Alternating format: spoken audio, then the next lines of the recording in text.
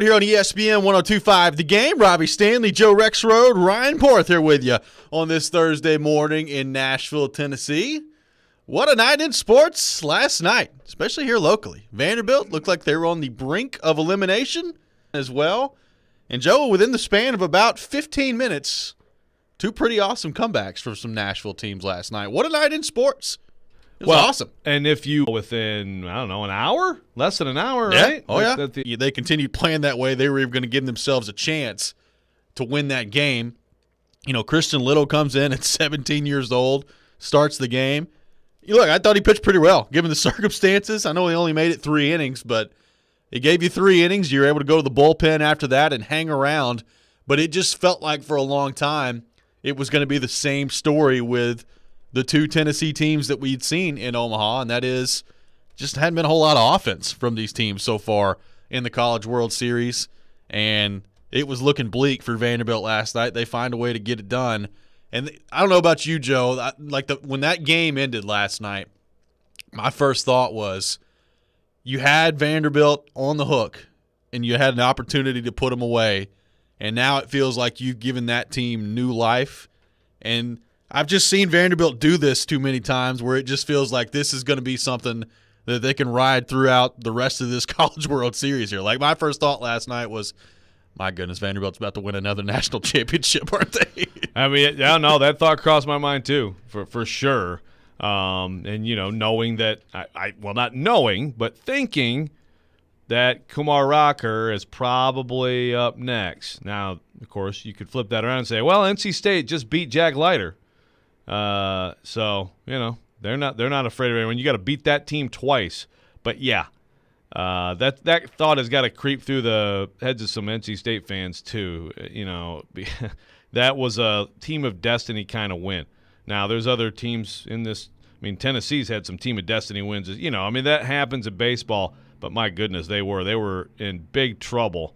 And for them to get off the hook like that, it's hard not to think that way. It's too bad the way it ended, you know, for Beck. You talk about, you know, there's always like there were celebration shots, there were dejection shots in the field, and then the crowd shots. Some of the crowd shots of the Stanford fans. I mean, I totally get it. It was just like, wait a minute, like this just flipped in like 2 minutes. Yeah. But that's all it takes sometimes, and it's too bad. Surrender Cobras last night. Yeah, absolutely. I mean, Beck was so good, and I loved the move. It was I mean, they bring him in with a 1-2 count. Was it on Jason Gonzalez? Yep. I think that's right.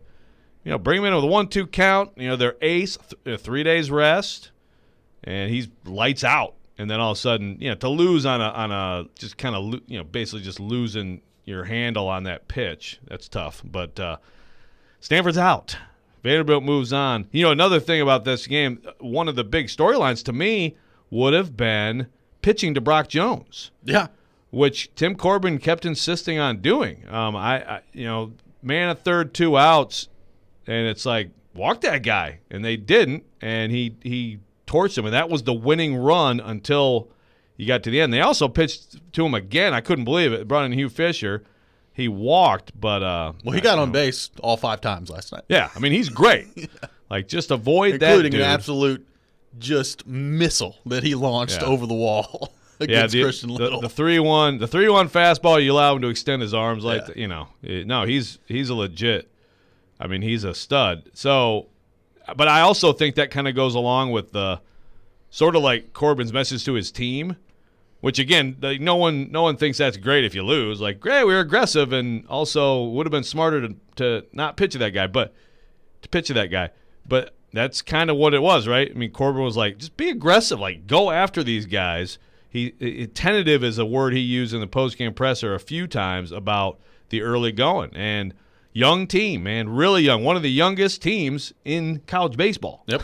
That's the stupid thing here. Now, granted, they're about to, you know, not have their 2 ace pitchers, but overall, this is a very young team, and so a lot of these guys you saw last night are going to be in more situations in the future in their career, and that probably helps them.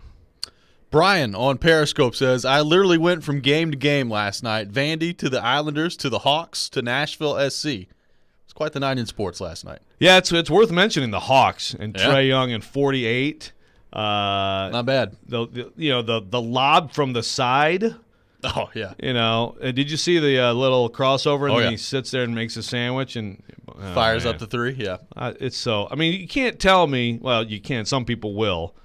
I think this is great for the NBA to have guys like this emerging. And also, by the way, there's a report came out from I think Sports Business Journal. This is the most watched NBA postseason in like a long time. So I'm just saying. Well, we had that conversation last week. Is this good or bad for the NBA with some different blood in there? Looks like so far it's pretty good for the NBA. I wonder how much of the volume in watching around the country is because of sports betting. Could be. Oh, I'm sure. Yeah. And I don't doubt that. Whether stars are in it or not, people are invested in the game, so they're going to watch it. Could be. Yep. So you're saying gambling's good is what you're saying, Ryan Porth. Yes, it's good for these leagues. No, there's no doubt. I mean, it's funny, too, and we've talked some about this. We don't have time to get all it, but it's amazing to me, like, the difference in embrace there. For so long it was stay away. We will never be in Vegas. And now Vegas is going to have, like, 2 teams of each league soon. So, and one of them may be bounced soon. Yeah, maybe so. Maybe there's tonight. A transition. We'll see. Maybe tonight. Well, I tell you what. I knew we'd get a tweet last night, and we did, and it came from Bob. Oh, Bob, yes. Bob on the prowl last night. Both series are 1 game away from Porth's 1,000,000% never going to happen. Just reminding y'all, the Islanders forced a Game 7 last night. Anthony Beauvillier wins the game in overtime for the Islanders. Barry Trotz and company going to a Game 7. Shea Weber and the Haps with an opportunity to close out Vegas in Game 6 coming up at Bell Center. We could see it, Porth. I mean, look. We might see that Barry Trotz, Shea Weber final. I'm rooting for the Islanders. I am too. You're not rooting for Montreal? Not rooting for Shea? Yeah. I mean, that was an obvious omission. I'm rooting for the Islanders. Well, okay, but let me. He's testy again this morning. But still with Vegas. Like, they shouldn't be where they are right now. I mean, aren't they kind of annoying? What about their social media account? Come on, there's reasons to root for Montreal here. Yeah. Shea Weber is like the only reason to root for Montreal. Because Perry. They have Corey Perry. Gallagher's annoying. Yeah, I don't. Yeah, you're right. The Corey Perry aspect. Because of it Ryan Reeves isn't annoying. No, he's not. Okay. Yes. All right. He's a saint. Peter DeBoer is a peach as well. Oh, yeah. Peter DeBoer is the best coach in the NHL to deal with.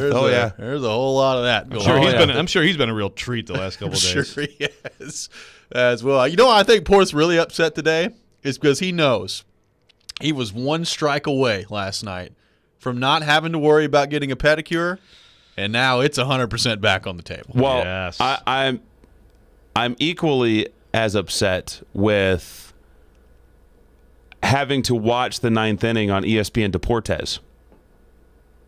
Why did you have to do that? Because I get home from the Sounds game, and we put the hockey game on the big screen because they were, 5 minutes left in the game. It was right before they tied it. Okay. So we put that up there, and then I checked the phone, and it was bottom of the 9th. I'm like, I got to pull this up. So I pull up my iPad and bring up this game, and I click on the little icon that says Vanderbilt versus Stanford. Yeah. And it brings up the ESPN Deportes feed, and I'm sitting there watching Vanderbilt orchestrate this comeback in Spanish. That's actually kind of awesome. I was about to say, that's pretty cool. That's actually pretty sweet. Yeah. I like that option all the time. So Amanda and I are like trying to decipher what they're saying about anything that's going on while the Islanders are coming back. Nashville SC is coming back. Did you not take Spanish in high school? No, I took French. Oh, okay. Same. Okay. Really? Oui. Okay. Nice. Bonjour. That was nice. That great pronunciation. Porth really worked on that pronunciation. Bonjour. Bonjour, folks. Jeez. You're just nailing it in there. Good to know that at Franklin High School foreign education. Jim Pale Ryan. This may be a record. 13 minutes in the show. He's just lost it. Yep, no camera. Oh, boy. What a night in sports last night. We're off and running here on Robby and Rexrode, taking your thoughts on our text line, driven by WilsonCountyHyundai.com, 615-737-1025, 615-737-1025. We'll continue the discussion on Vanderbilt, a dramatic win last night for the Doors. We'll do that coming up next. This is Robby and Rexrode here on ESPN 102.5 The Game.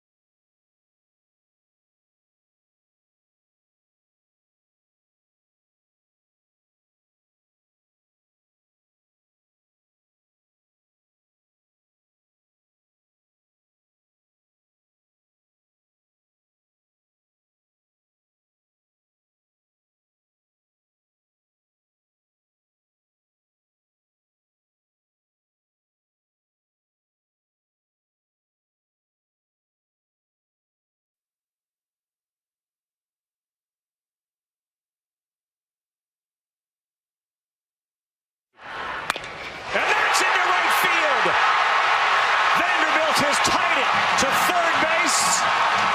And wow, Enrique Bradfield, the biggest hit of his Vanderbilt career. They tie it up with 2 outs in the bottom of the ninth. Oh, he sailed it over his head. The Cardinals are going to lose on a wild pitch from Beck. Spencer Jones scores. Vanderbilt alive. They win it 6-5. What happened? Good for the kids. They didn't didn't back down. They've been tough. They've showed a lot of resiliency, and we've played a lot of one-run games, regional to super regional to tonight, so nothing has been easy for the group. Vanderbilt said goodbye to Stanford last night. Bonjour to NC State coming up down the pike here later this week, starting on Friday night. Au revoir, Stanford. Says Ryan The Porth. bilingual Ryan Porth today here on the show. Au revoir. Oh, Okay. oui. That's a little better. Oui. Bonjour. You know, right. Caroline is very interested in learning French. So it's funny because she's been walking around the house saying French phrases. So it's all coming back, man. It's all flooding So back. she hasn't taken French yet? She's going into 6th grade. So. Yeah. Okay. Thanks for asking. So though. she knows She more. is going into 6th grade. So she knows more French than I do, and I took French. Probably, yeah. I don't know. I mean, we haven't For like really 2 tested years. You. Où est Yeah. où est la salle de bain? I have no idea what you just said. Where is the bathroom? Apparently, I know more than you do. Well, they were showing all the Stanford fans stunned Yeah. by the wild pitch, and I'm like, are they saying surrender Cobra? Because that's what's going on here. Like, what's surrender Cobra in Spanish? Like, I really want to know this. Just That's what I was- the brilliant questions that come to mind for Ryan Porth last night while watching the Fair game question. on ESPN Deportes. Yeah. I'm going to find out. The Gold Glove winner coming up huge last night for Vanderbilt. Enrique Bradfield with a clutch hit. We know how good he's been in the field. Look, he's been great all season long for this team. Tim Corbin's talked repeatedly, both in public here on this show, about how Enrique Bradfield is just scratching the surface as to what he can be and the player that he's going to be as they move forward here. A big moment for him last night. I thought a good job by the pitching staff. Like, I thought, like, if Vanderbilt wasn't able to come back last night, and I think it may have been you that tweeted this too, I thought they pitched fairly well last night. Like, other than, giving up 5 hits to the same guy last night, I thought they pitched pretty well. But as well as I think you could expect without Rocker and or Leiter on the mound and trying to have to piece it together like Tim Corbin and company did last night, I thought they pitched pretty well for the most part, and the offense just wasn't there early in the game. But they come back, they stay alive. I thought all in all, when you consider everything that was going on with this Vanderbilt team, a pretty decent performance last night from the pitching staff. And I still can't get over Christian Little being 17 years old. Yeah. Well, he was honestly, he deserved better. The defense really betrayed him. I thought his stuff was really good. And actually, I thought Stanford laid off some of those real perfectly placed breaking balls that credit to them. I thought it was better than decent. I thought it was really good. Again, other than Brock Jones. By the way, Cobra Rendición. Surrender Cobra in Spanish. There you go. Cobra Rendición. Thank you. Yep, you're welcome. But you think about, and this goes back to Leiter too. So you go back to Leiter, and you go back to no one else having to come out of the pen at all on Monday, even though you lost. 15 strikeout complete game, and everyone's fresh. So you're able to go as long as you need to go with guys. And certainly, Tim Corbin. And this is one question that didn't get in last night, and I didn't get a question at all. So thanks.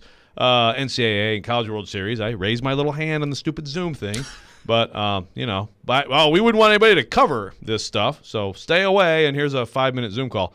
But I did wonder why he went with Christian Little. I like the move. Do you think it's going to be Riley? Well, I thought it should have been Little, and for one reason, he hasn't pitched since the SEC tournament. He actually pitched well there, by the way, and so I think just the faster you can get him in there, I think probably the better. And I think right now he's pitching better than Riley. It's also, honestly, if you're Tim Corbin, you take a global view of the whole thing. That guarantees that this freshman, who is going to be a top-of-the-rotation guy, I mean, his stuff is very good, has this experience under his belt. Like, this guarantees that if you wait, you may never get to him. So he may not pitch one pitch in the postseason. That's not the main reason to do it. But I honestly think I would have more confidence in him right now than Riley. Now, I think Riley's going to start Saturday. If they get to Saturday, you guys think it'll be Leiter? We'll see. Pedicure's on the line. But I like that move. I wanted to ask him about that move. But then you go through Murphy was great. McIlvain was great. Maldonado, gave you 3 innings. I mean, he got hit a little bit, or maybe more than 3 innings. Even Hugh Fisher, I thought, showed like that's a nice hard throwing lefty in the arsenal. So I thought he got away from the fastball. He had the fastball. He went up twice in a row, and they couldn't catch up to him. And then he tried that slider twice in a row, and he just got away from him. Yeah, well, and Eduardo Perez in the booth was saying, like, just go to it one more time, and you have a good chance of getting him. Now, of course, that's, in theory, those pitches are called for him, but, And that was Brock Jones, too. So exactly. That was Brock Jones. Well, maybe just walk him. But regardless, no, I thought the pitching was great. It was huge. And you get out of that bases loaded jam and all that stuff to keep it possible. So, now they're in a spot where, you get that day anyway in this. I mean, that's a big thing in this event is like with the bullpen with those guys. I don't think anyone worked so much that you couldn't bring any of those guys back Friday. But obviously, you're hoping that Kumar Rocker, if it is Kumar Rocker, I'll be very pretty surprised. confident in saying it's going to be Kumar Rocker. Yeah, you hope he can go 7. Yeah, 7 or at least 7, 8 maybe, who knows? But then get yourself just to the back end of the bullpen. Got to score on those guys though. Yeah, I mean 12 innings they went before they finally got a run, which was after Corbin just eviscerated the entire team in the dugout. Is NC State's ace good? It's a good question. I mean, I would assume so. That's a good question. I mean, They're in I'm the College World Series. Just thinking out loud. Well, I can tell you, Highfill Yeah, is somebody Vanderbilt does not want to see again, which actually – would they see him in a potential game Saturday? If I'm If you're NC going lighter. State, well, regardless. So if you're NC State, you're just thinking about what's your best. I mean, you'd be going Monday. If it's the same thing. I know. So do you Same think they'll thing. see him? I don't know. You can't say Highfield's going to pitch Saturday, but then Jack Leiter And then won't. Leiter's not? Well, no, I don't know. But I mean, different coaches look at it differently. But did Highfield throw 123 pitches? I don't know what his number was. I don't think it was 123. Yeah. I mean, and some coaches would be more – I don't think Corbin's one of those coaches, although Stillman has examples from 2005. I'm sure that he does. I thought an underrated moment last night, Tate Colwick, big hit, RBI single, coming up clutch in the game. He had not been hitting well and was not in the starting lineup last night. Comes in as a pinch hitter in the 6th inning. That's a pretty big clutch hit from Tate Colwick last night as well. That was a big, big moment. And again, I mean, Corbin, you get look, like you get yelled at or whatever, and I think it was very justified and needed because they were just making so many mistakes. So I don't know that then like you immediately say, well, that led right to the walk-in homer after that, but I don't know. It happened. And then you put in Colwick, who's been hurt, who is a key guy. That worked. Spencer Jones. Yeah. I mean, frankly, I was like, man, I don't know. This guy barely plays. And look at that strike zone. The guy's like 6'11", Got Worked it done. A little bit of a magic touch there for the Corpster. It's almost like he knows what he's doing.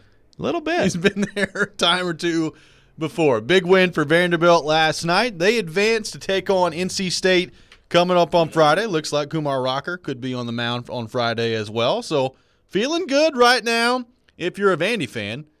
A Vandy fan that's always feeling good. Got a couple of whistlers in the crowd that every time we get to Omaha, they become a big story, and they are a big story once again on social media. What do you think of the Vanderbilt Whistlers? Is it annoying? Do you love it? Do you hate it? We'll talk about that coming up next. Take your thoughts as well on our text line, driven by WilsonCountyHyundai.com, 615-737-1025, 615-737-1025. This is Robby and Rexrode here on ESPN 1025, The Game.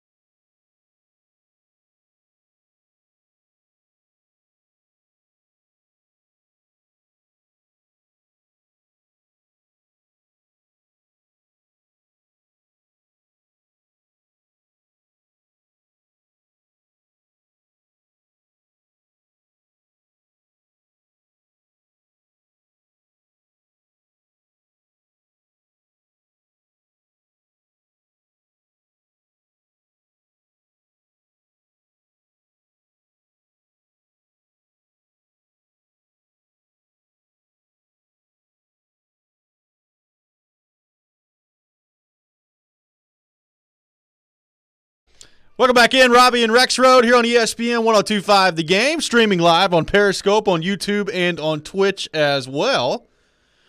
Ryan Porth coming back in with a little whistling here today. The Vandy boys stay alive last night in Omaha, and with it, Joe Rexrode, the Vandy Whistlers stay alive in Omaha as well. That's a pretty popular topic of conversation. Every time Vanderbilt makes it to Omaha, which is pretty frequently as of late, the Whistlers make the trip from Hawkins Field up to Omaha along with them. Some people like it. Some people hate it. Some people notice it. Some people don't. Where do you fall in terms of how you feel about the Vandy Whistlers that take place pretty much every game at Hawkins Field, but more noticeable nationally on the big stage in Omaha?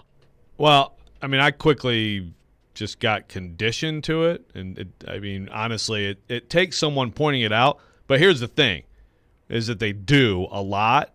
And the problem with the Whistler is that, well, I know you're right, it's the Whistlers. But I think there's just one of them out there. I could be wrong, but I think just the one of them's out there. In Omaha? In Omaha. The problem is that it gets talked about too much. I mean, here we are right now talking about the Whistler. It takes attention away because, okay, look, the comparison, for example, like the cowbell from Mississippi State, right?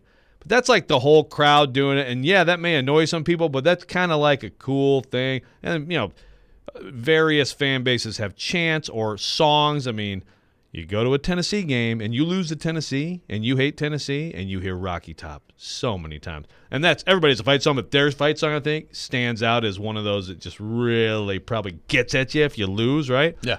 But this is two people, but like one person usually in the crowd creating like way too much attention for this thing and taking it away from a great program.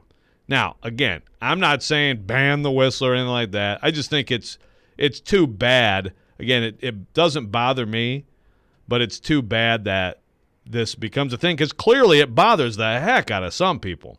Oh, yeah. And, I mean, look. I mean, it bothers me, I'll be honest with you. Yeah? Yeah.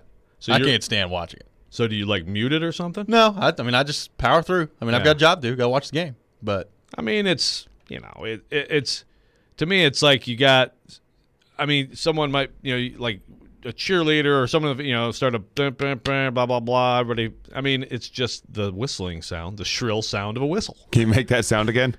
No, I don't even know what I just did. You know what I'm saying. Starting the wave, whatever. I mean, I admire the stamina of this person. I mean, it's every pitch. So I admire that. That's something.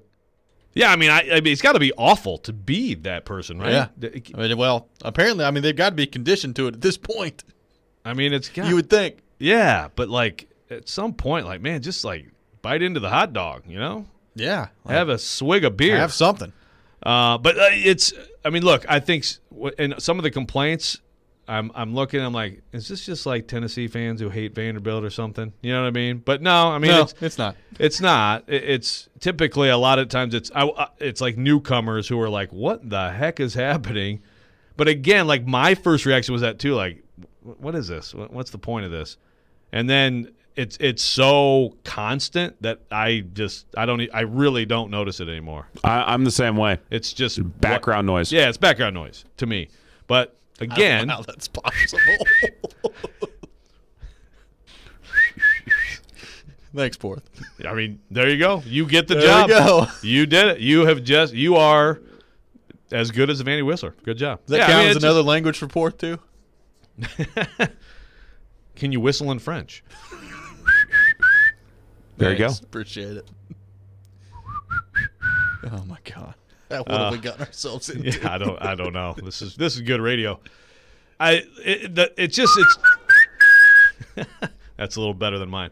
It gets talked about too much.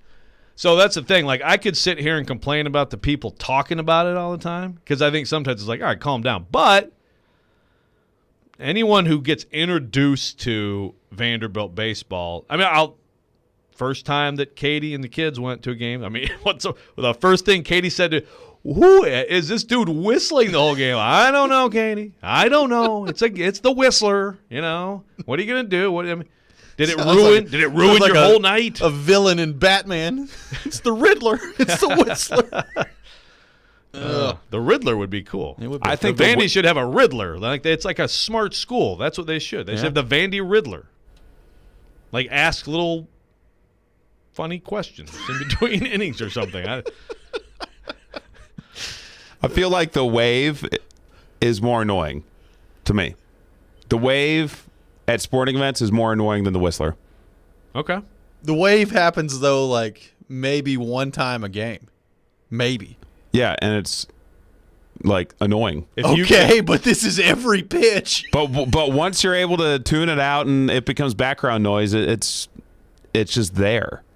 Oh, okay. Well, they mean, did the honestly, wave I every feel- play. Maybe it would be there, too. But even when they only do the wave once or twice a game, there's people get in front of you, trying to be all fun with all the, throwing their hands up like they're on a roller coaster. And it's like, just sit down and watch the game. Fourth hates fun. That's what we Yeah. just learned here on the show. Codger, get off my lawn yelling at a cloud. I love fun, but not the wave. The wave is one of the worst things in sports. Well, here's another generational discussion between me and you guys. You should have been there in the 80s when it was new and it was like the cool thing in like 1985. Oh, then it was all game. And, of course, I was like 12 and thought it was awesome. But still, I was 12. go to the If you were text an line. adult then, that must have really sucked. Let's go to the text line driven by WilsonCountyHyundai.com. Trent from Dixon texting in. Maybe Porth is the Vanderbilt Whistler. What do you think of that? Could we have uncovered something Are you today? one of the alternates? Yeah. You're an No, understudy. okay, that wasn't good. He's not the... Jeez. Right? I could be that. We could all be the Whistler.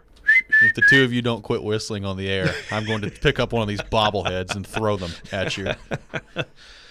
Oh, man. Let's go back to the text line. Driven by WilsonCountyHyundai.com. Got a texter that says Rocky Top is not Tennessee's fight song. They only play their fight song when they score, which is why you don't hear it very much. Their real fight song. That's a fair point. It's true. Consider I mean, Rocky Rocky Top Top to is be basically their fight song. I understand it's not their official fight song, but it is unofficially, officially. Yeah, their when fight things are song. going well, you hear it a lot. You hear it a lot. Yeah. But that's different. And even the wave or some of these other things, the cowbells, again, like it's a collective, right? So it's the group is deciding to do something. This is a dude with admittedly a fantastic mullet. Oh, it's great.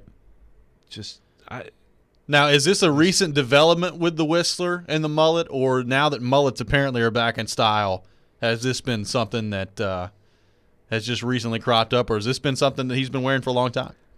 I'm going to guess that mullet has never left those shoulders. Probably a good guess. Party in the back. That's right. Amy For on a Twitter. lifetime. Amy on Twitter says, the Whistlers make it unwatchable for most people. It's all I can hear, so I have to mute them. I don't think Amy is alone there. But for I think that most people, I bet I would go over 50%. Hate it. Well over 50%. That's probably would fair. be my guess. Okay. Mute it? Like what? Of people who are watching a Vanderbilt baseball game on television, you think more than 50% mute it because of the whistle? I don't know if they mute it, but I bet it's pretty annoying. But they complain about it. Oh, yeah. At least at one point during the night. Yeah, I could buy that. William on the text line says, the Whistler has always said that if Tim Corbin told him to stop, that he would. Well, Tim Corbin's not going to tell him to stop. Yeah, right. I mean, come on. That's a bad spot to put. You're going to ask, first of all, this guy, and again, it's two. I understand it's two. I'm familiar with one who I know is there because I've seen pictures of him on Twitter. And so, I mean, there are two, but I think there's one who's more prominent. Regardless, if you're Tim Corbin, you're going to shout down like one of your most loyal fans. Guy travels all over the place to support them. I mean, he loves Vanderbilt. Yeah. I respect that. It just, to me, it's like it gets talked about too much. I mean, again, we going to do another segment on this? I mean, we just did one. I mean, that's the only thing. I'm not saying he should be banned or anything like that. I mean, people can make whatever noise they want to in the stadium as long as they're not profane about it, right? They can make whatever noise they want to make. Sure. But so there's no solution here. Could you make the argument this is profane? I wouldn't. Okay. I mean, I get that it irritates. Again, I'm with Porth. So 2 of the 3 people in this studio, quickly you just, get used to it and whatever. And it's just. You are whistling. I think you think I'm joking about this bobblehead. It's right here. It's a Sonny Gray's, the closest one to me. We've I'll learned. pick it up. We've learned today that we could be backup whistlers. It's just it's amazing how angry some people get and how many. I mean, whatever it is, 50%, more than 50%. It's a big number. It's and that's the thing. It's just like, man, it takes up a lot of attention from this unbelievable baseball program that might win it all again. Let's go to our 102.5 The Game phone line, driven by WilsonCountyHyundai.com, and welcome in Kenny the mailman, who wants to weigh in. Kenny, thanks for calling in to Robby and Rexrode. Fellas, how are y'all doing? Doing great, Kenny. Great. How are you? Excellent. Big Vandy fan here. And you know what? It's hard to criticize anybody that spends their money. I mean, they spend thousands of dollars and go places, but it is 2 of the Whistlers. And as a kid, I was taught, be self-aware. Don't be foolish when you're out. Know your surroundings and represent yourself well. No self-awareness at all from these 2 gentlemen. If they whistled after a home run or a double play, nobody would say anything. It'd be cute, borderline cute. But when you start whistling after a walk in the first inning, it's just too much. They've been asked by the players' families that have to sit around them, especially at the regionals, the super regionals, to tone it down just a little bit. And it's all about them. It's, no, this is what we do. This is what we do. I was at a game one time, and they asked me, do you want to take a picture of us? Do you want to take a picture of us? And I was going, why? Why? One of them said, have you ever heard me whistle? And I said, Helen Keller has heard you whistle. I mean, come on. There's just no self-awareness or knowing when or how to do things. So that's what I know about it. Hey, Y'all have a great day. Thanks for the call, Kenny. We appreciate it. Yeah, see, look, we got a lot of people that don't like the Whistlers. Yeah, I mean, I don't know. Take a picture with that mullet. It is a sweet mullet.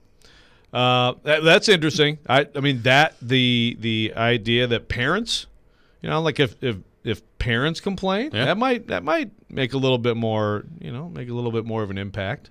Apparently not. I don't know if it's made much of an impact at all. or not. We got some of your thoughts to get to as well on our text line when we come back, driven by WilsonCountyHyundai.com, 615-737-1025, 615-737-1025, and maybe some good news for Tennessee fans as well on the horizon. We'll get to that coming up next. This is Robby and Rexrode here on ESPN 102.5 The Game.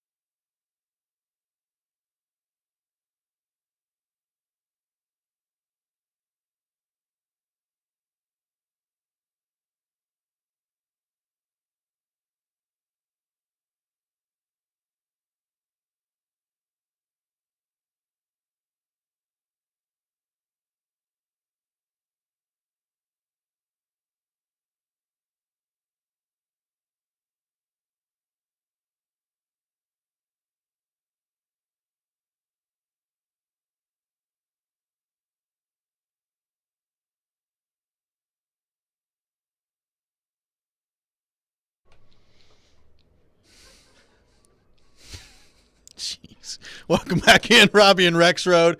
You're on ESPN 102.5 The Game. Robby Stanley, Joe Rexrode, Ryan Porth here with you on this Thursday morning in Nashville, Tennessee, discussing the Vanderbilt Whistlers, plural.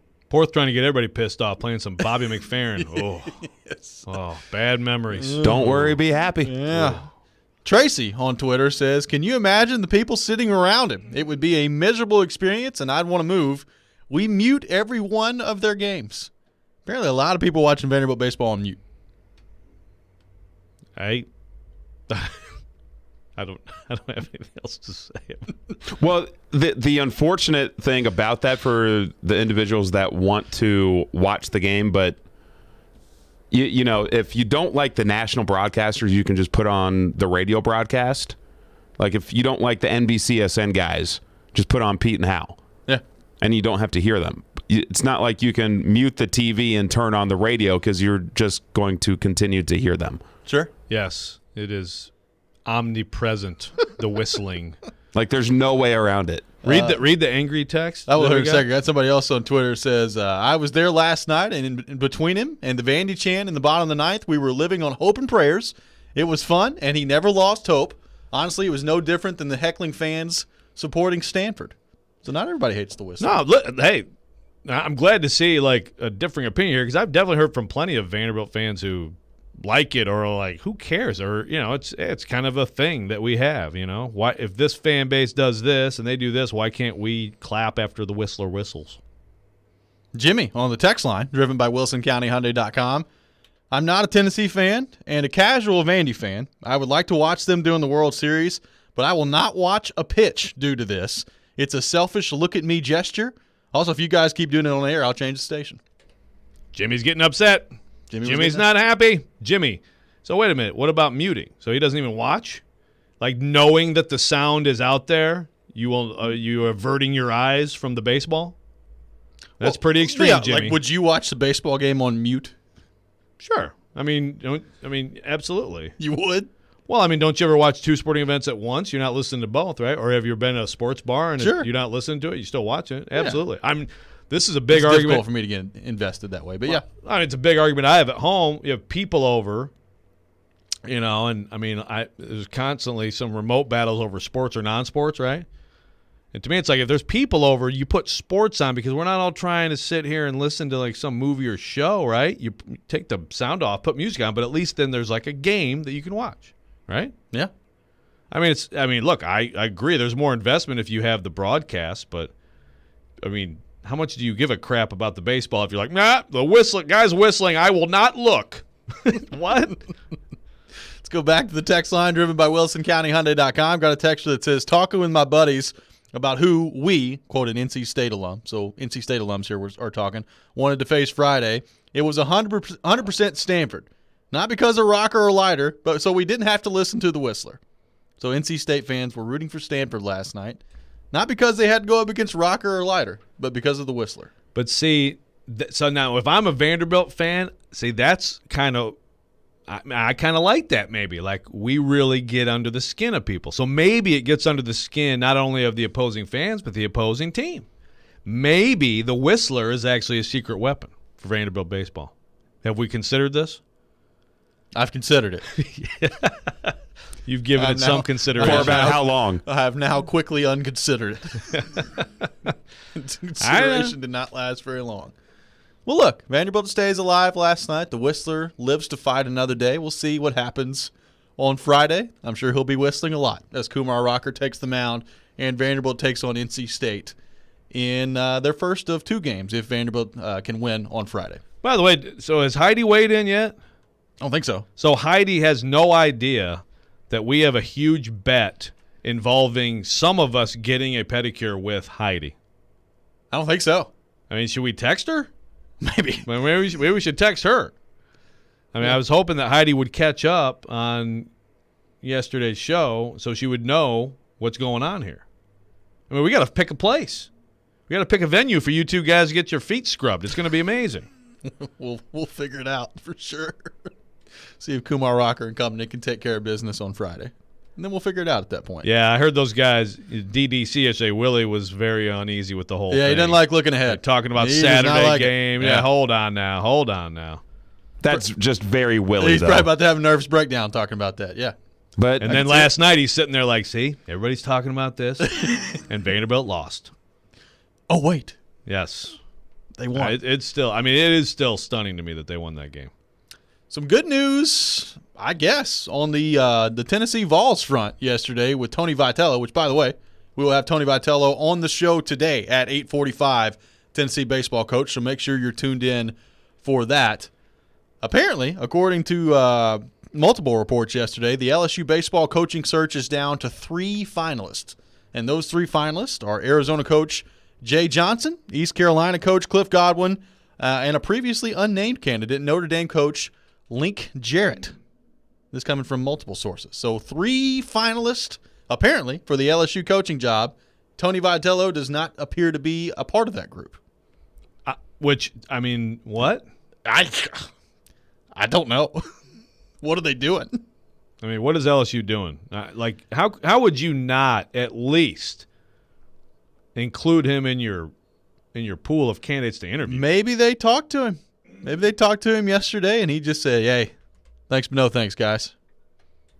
I'm going to doubt he said that, but that's maybe. I mean, we can ask him. Yeah. And he said zero. What was it? I can't remember. I think no The double zero. negative, Yeah, yeah. it's double negative. No, I mean, seriously, though, like, I think that's malpractice by their AD to not seriously consider him at this point. I mean, the timing is perfect to talk to him. Yeah. I mean, hey, Tennessee fans don't mind, but I think that's bizarre. Is LSU just too good for a Tennessee coach or something? I don't know. I mean, you're going after Arizona, East Carolina, and Notre Dame. right, and the East Carolina coach obviously has LSU ties. Sure. But, I mean, that's great news for Tennessee fans who did not want to have a couple nervous days, while that heated up. So, and that's Glenn Gilbo, who's been covering LSU forever. He's been on top of this story all along. So, Yep. I mean, I think it's a good report. And so there you go. Now, here's the real question. If you're reading the name of this paper that Glenn works for, are you saying Lafayette? Lafayette, Okay. Louisiana, yeah. Okay. Because, that's a big thing around here. Is it Lafayette? Is it Lafayette? Really? Oh, yeah. I mean, there's a Lafayette, Tennessee. Okay. You've never heard that, Joe? Yeah. I've never heard anyone say that, because obviously that's a name of places in a lot of places. Sure. I've never heard Lafayette ever. But I will say that in Michigan, we have a Charlotte. Really?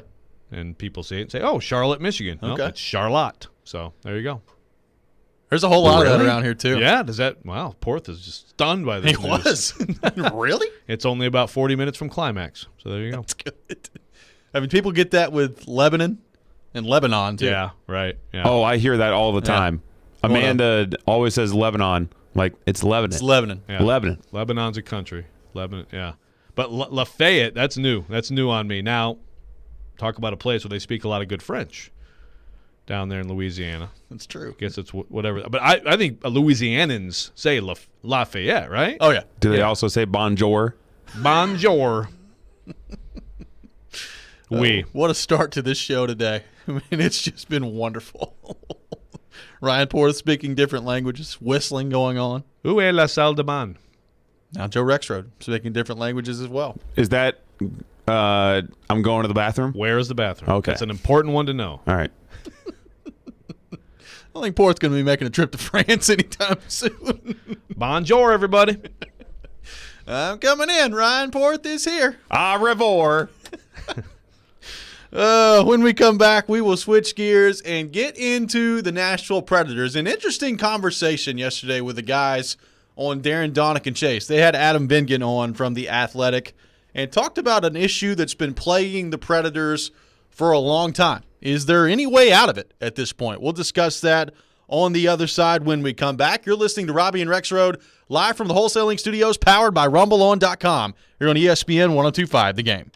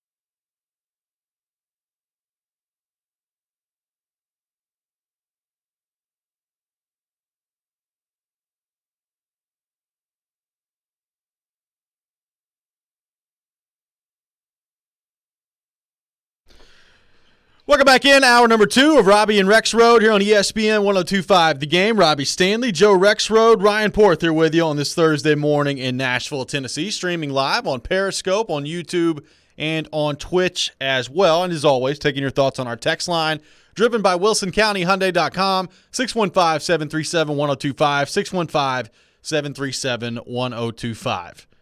Joe, yesterday the guys on Darren, Donick, and Chase were having an interesting conversation with Adam Vingan, your colleague from The Athletic, about the Predators, some of the decisions that David Poile and company have to make this offseason, and the state of this roster for the Predators as they move forward now, with the next big event on the calendar being the expansion draft in the NHL.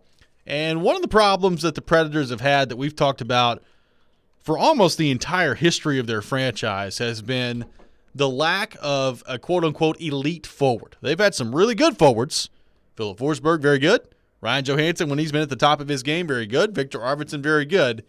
Very rarely have they had an elite forward on their roster. As a matter of fact, like during their Predators tenure, like Paul Kariya, that may be it when you start to talk about elite level forwards in this league. How do you fix that problem if you move forward here with the Predators? And right now, do the Predators have enough assets to go out and get one of those elite forwards? Darren, Donick, and Chase had Adam Vingan on yesterday and asked him that question. Here's what Adam Vingan from The Athletic had to say about how the Predators go about fixing their elite forward problem. If the Predators were serious about acquiring someone like Mitch Marner, I don't think someone like Ryan Ellis or Matthias Ekholm gets it done. They're significantly older. They have larger contracts. I just don't think the Predators have the necessary assets to acquire a forward of that caliber. Like, I don't think their prospects are as highly touted as other teams like Los Angeles or Minnesota or New York, the Rangers. I don't think their roster players are that highly regarded to acquire a player like that. You know, to me, I feel like right now, the only way, and this might be extreme, the only way the Predators are going to be able to acquire a forward like that is if they tank. And I don't think they're going to do that. So, you know, I am incredibly skeptical that the Predators can acquire a forward like that. And I do not believe they have one on their team. And I do not believe any of the top forwards on this team, whether it's Philip Forsberg, Ryan Johansson, Matt Duchene, Victor Arvidsson, are capable of reaching that level. So I kind of think they're sort of stuck when it comes to that. So that was Adam Vingan on yesterday with Darren, Donick, and Chase.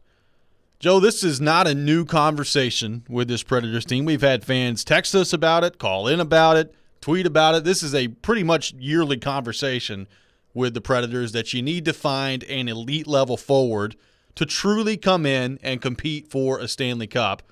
I agree with Adam. I don't think they have one. I think they have good forwards, and I think I've been guilty of this as well. You've been kind of waiting for Philip Forsberg to take the step from being a good forward to becoming an elite forward, and I think we've just seen enough at this point to recognize he's just not going to do that. Like, I think he's a good forward, and there's nothing wrong with Philip Forsberg. I don't consider Philip Forsberg elite. At times he has moments where he looks elite, but I don't think in the complete picture Philip Forsberg is an elite forward. So as you look at this roster, the prospect pool that Adam brought up as well, how do you go about fixing this problem if you're the Predators? Because Adam Vingan used the word stuck. I would agree with that at the moment. How do you become unstuck? How do you fix this if you're David Poile and the Nashville Predators? Well, I guess my question back would be, is that the only way to fix it? Like, you have to have an elite forward? Is that the only way to be, you know, to win? Is that the only way to chase a cup? I don't think it is at all. Well, Look at the Islanders. I wouldn't say that. Well, they have an elite forward.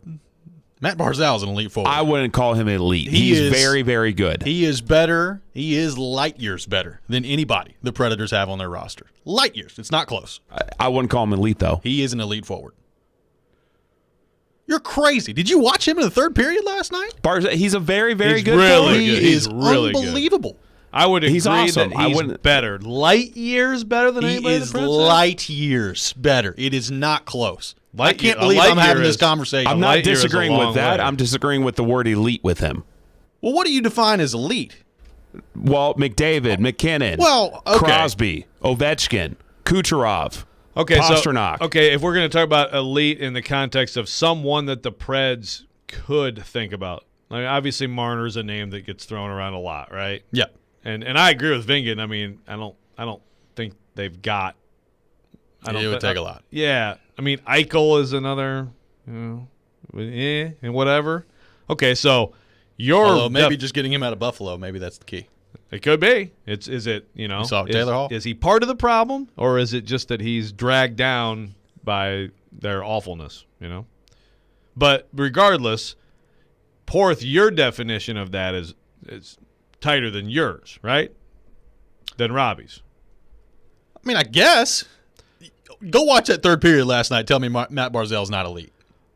I think he's great. Tyler on Periscope, Barzal is definitely elite. I can't really believe we're having this conversation. He's elite.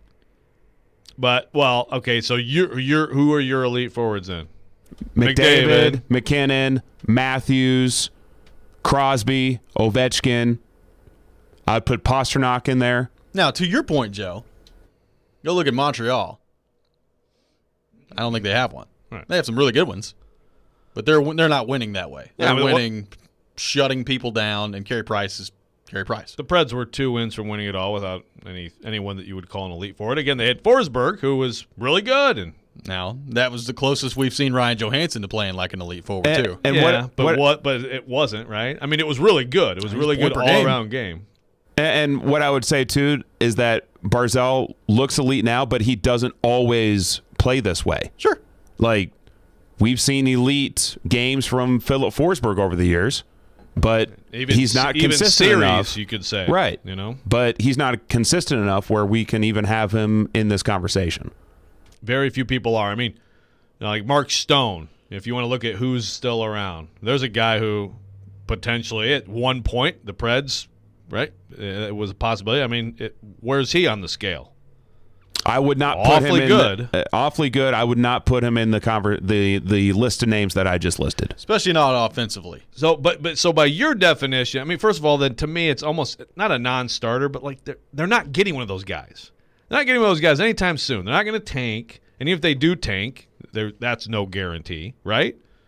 Yeah. And what can they realistically do to try to get one of the? And if you sell out everything to try to get a forward like this, what are you left with? Is it worth that? I mean, to me, that's not the path, right? It's not the path for them. The path for them is to have more Forsberg-ish players. Well, one thing. I mean, let's look at Stanley Cup winners. Tampa got some elite forwards. Washington, Pittsburgh. That's how you win. I mean, that's Chicago. Chicago. I mean, that's how you win in this league. We talk about goaltending, and look, goaltending is very important. I don't think anybody would question that. If you don't believe goaltending is important, go look at Montreal right now. It's very important. But I mean, there are a couple exceptions here and there that you can find. By and large, you need elite forwards to win a championship in this league. I mean, it is what it is. And Tampa has got 3 of them at the moment, and that's why they're where they are. They also have the best goalie. Three elite forwards. I know Point is playing like that. Point is elite. Kucherov's elite. Kucherov's elite. Stamkos is elite. Stamkos is elite. I left off Patrick Kane off my list. Patrick Kane would be on the elite list. Yeah, I mean, the Blues are like the outlier example in so many ways in terms of cup winners. But there's one. I mean, you go through the list. Most of these teams had a guy or a few guys, but it's different. It's not every single year a top 10 superstar wins the cup. I mean, if that's the only way, then stop playing because the Preds aren't going to have that guy anytime soon. But why not? I mean, how are they going to get him? They've been here 20-something years. You've never had that guy. Well, how can you not find the guy? Well, that's a different one discussion. time. Well, I'm just saying, moving forward, like what's the path to it right now? That's a good question. I mean, you're not wrong that they should have had one by now. And again, Forsberg he's good. He's very good. Very good. I to me, like if you had a better top 6, and you had a couple more guys around that with a good system, with a great defense core, with good goaltending, you could do some damn. You could have a chance right there. Like to me, it's not like in the NBA. You have to have at least one superstar, right? Yeah. To have a chance. I mean, I can't think of the last time a team won the NBA title that didn't have at least one, and usually more than one. But it's not an absolute must in this sport to me. Well, I don't think you absolutely have to be drafting in the top 3 or 5 to find that guy. No. Like, do the majority of the elite forwards in the NHL come from that? Yes. But Pastrnak was mid-20s. I think the Preds picked before Boston picked Pastrnak. Barzal was in the middle of the first round. I think he was like 16th overall. So, like, the Preds have been in those spots in the first round before, and they have drafted forwards in those spots in the first round before. And for one reason or another, they haven't been able to develop those forwards into being even in the conversation of being elite. Or they made poor choices. Sure. Period from the start. Sure. Right? Yeah. Well, I mean, one of their best forwards of modern history is a 4th rounder. Yeah. I mean, Patrick Hornquist is in the 7th round. Now, to your point, Porth, you can find them later in the draft. Nikita Kucherov was 58th overall. Predators drafted 52nd overall that year. You want to take a guess at who they took? Mika Salamaki at 52. Hey, nice. Nikita Kucherov at 58. Now, I like some Mika Salamaki. it's not close. That's not just the Predators' problem. I mean, you can go through this 2011 draft, and there are some doozies in here Sure. that were taken before Kucherov. You can play that game every year. Yes. The fact of the matter is, this has been a consistent issue with this team, is not being able to find or develop that elite forward. Now, some of that is a credit to them because they've never really been bad enough to draft in that spot. Like the one year they were, you thought they were going to get – like I remember the 2013 draft. I mean, people were like – they were just assuming, yep, Barkov's coming here. It's going to be Alex Barkov. Seth Jones is going number 1 or number 2, and it's going to be Barkov. And then McKinnon goes 1, Barkov goes 2, Drouin goes 3, and you're like, oh, okay, well, Seth Jones is right there. Let's take him. But that was really the last time they've had a chance to get one of those guys. So Barkov would look pretty good. Yeah, not bad. Not bad right now. Is Barkov elite? I'd say he is. I would say so. He has entered that territory, or I should say conversation in my mind here in the last year or two. It's pretty good. And I would put him pretty good. in a pecking order of forwards. I would put him above Barzal. I would too, but I think he's a lot better. I mean, two-way as well. Sure. So, yeah. I mean, people have different definitions of elite, and that's fine. I think the point is the Predators don't really have a guy that's close to that. I don't think Philip Forsberg is close to being elite. I think he's very, very good. So if you tiered it, if you like we do with quarterbacks, Tannehill second tier, I think. A lot of people think he's third tier. So if you tiered it, what tier is Forsberg in? Third, maybe. He's a third tier forward? Third tier guy. I would agree. Which is pretty good. Good. Yeah. Very good. Moments where he's great. So you got elite, great, very good. Is that Yeah. your tiers? Yeah. Okay. All right. I think he's very good. And you can win with very good. He's played well in the playoffs before. That just takes a whole lot else going right around you at that point. Well, you need more very goods. You need more very goods. At least. The like that's difference more is- realistic than – I mean, I'm not saying you can't possibly land one of these guys. You have to at some point. But I'm just saying, like, to me, you have a better chance of having a collection of really good players and just a collective effort than you do of finding an elite guy. We'll continue this conversation when we come back, taking your thoughts as well on our phone and text lines driven by WilsonCountyHyundai.com, 615-737-1025. How did the Predators find an elite forward? We'll get to that coming up next. This is Robby and Rexrode here on ESPN 1025 The Game.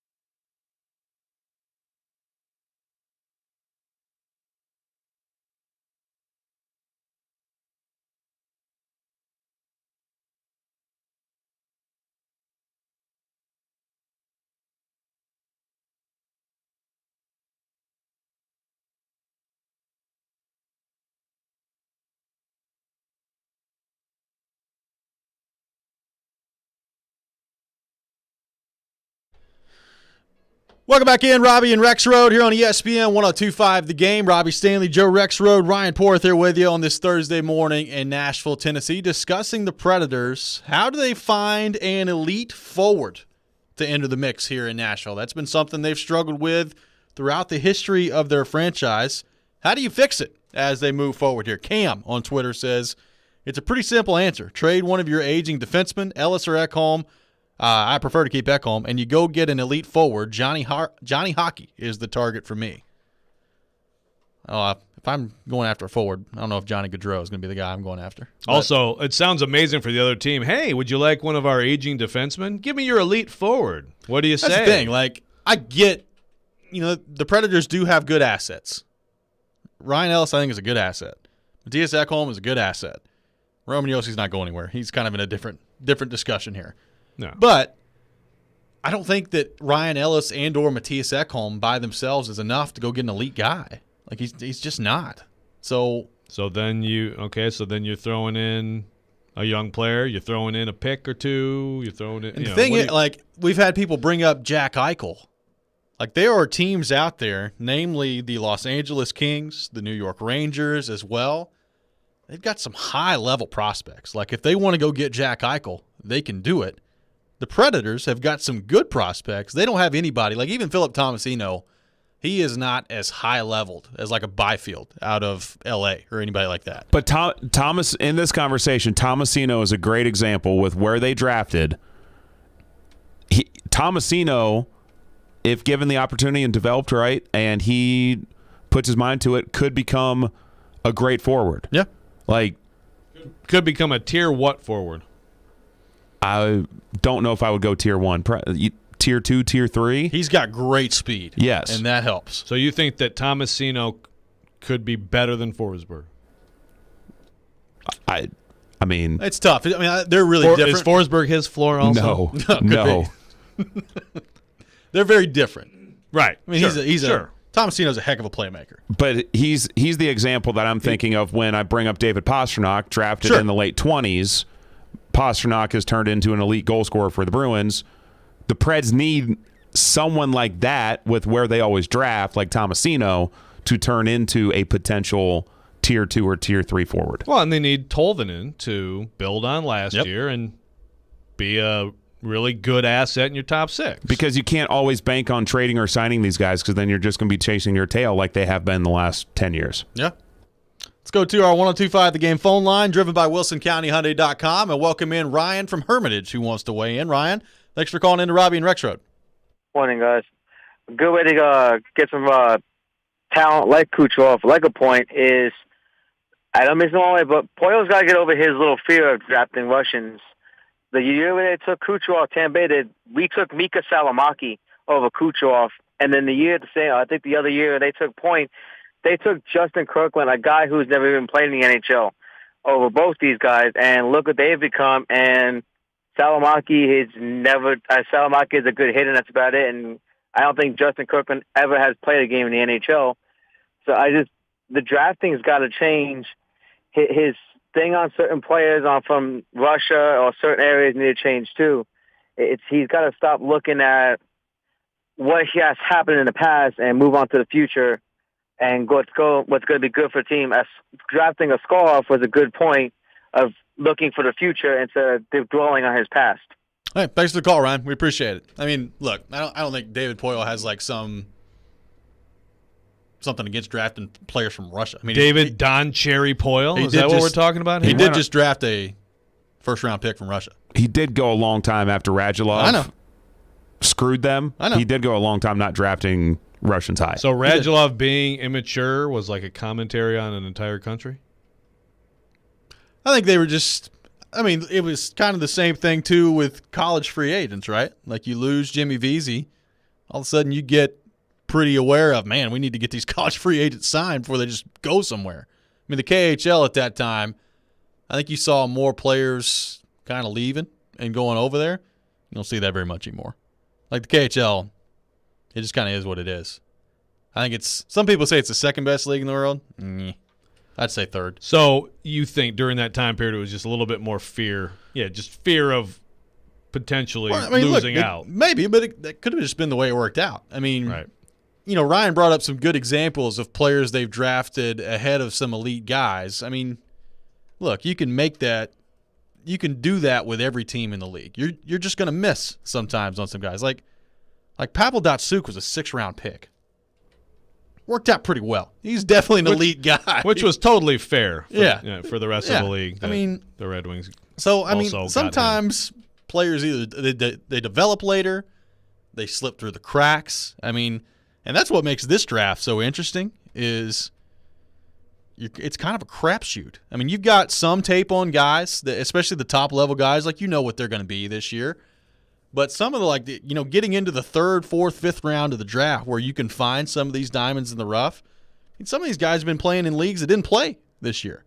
So how do you really evaluate them when you have no tape on them since they were 15, 16 years old? Like, that's a tough job this year. So, I mean, the draft is tough anyway. And like I said, Ryan laid out some good examples there of players that were drafted ahead of some of the elite guys. But I think you can do that for every team in the league to some degree. Sure. Yeah, I mean, look, at this point, first of all, we're talking about can they get an elite forward. I mean, you start with this team. If you want to start in the immediate future and what's ahead, the first question is, can you get rid of a forward, right? Yep. Because that step has to happen. You gotta have money.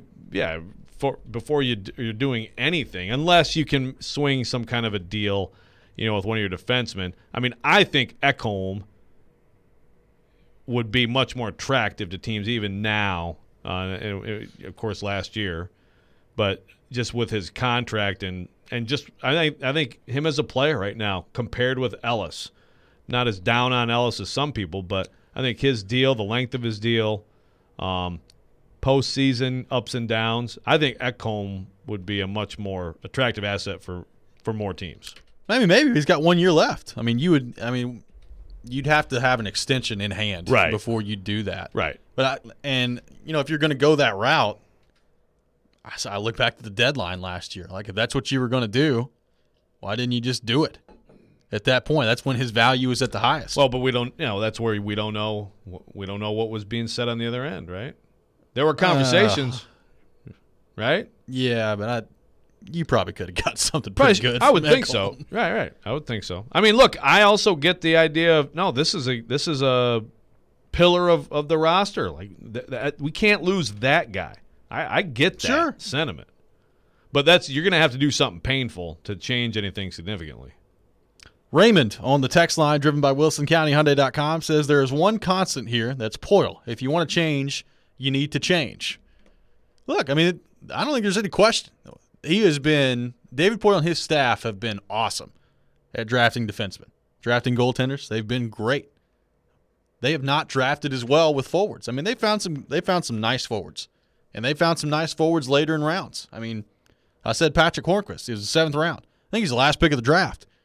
Worked out pretty well. I mean, they've had some good picks, but they have not had any elite guys at forward. I mean, you think about some of the first-round picks they've had.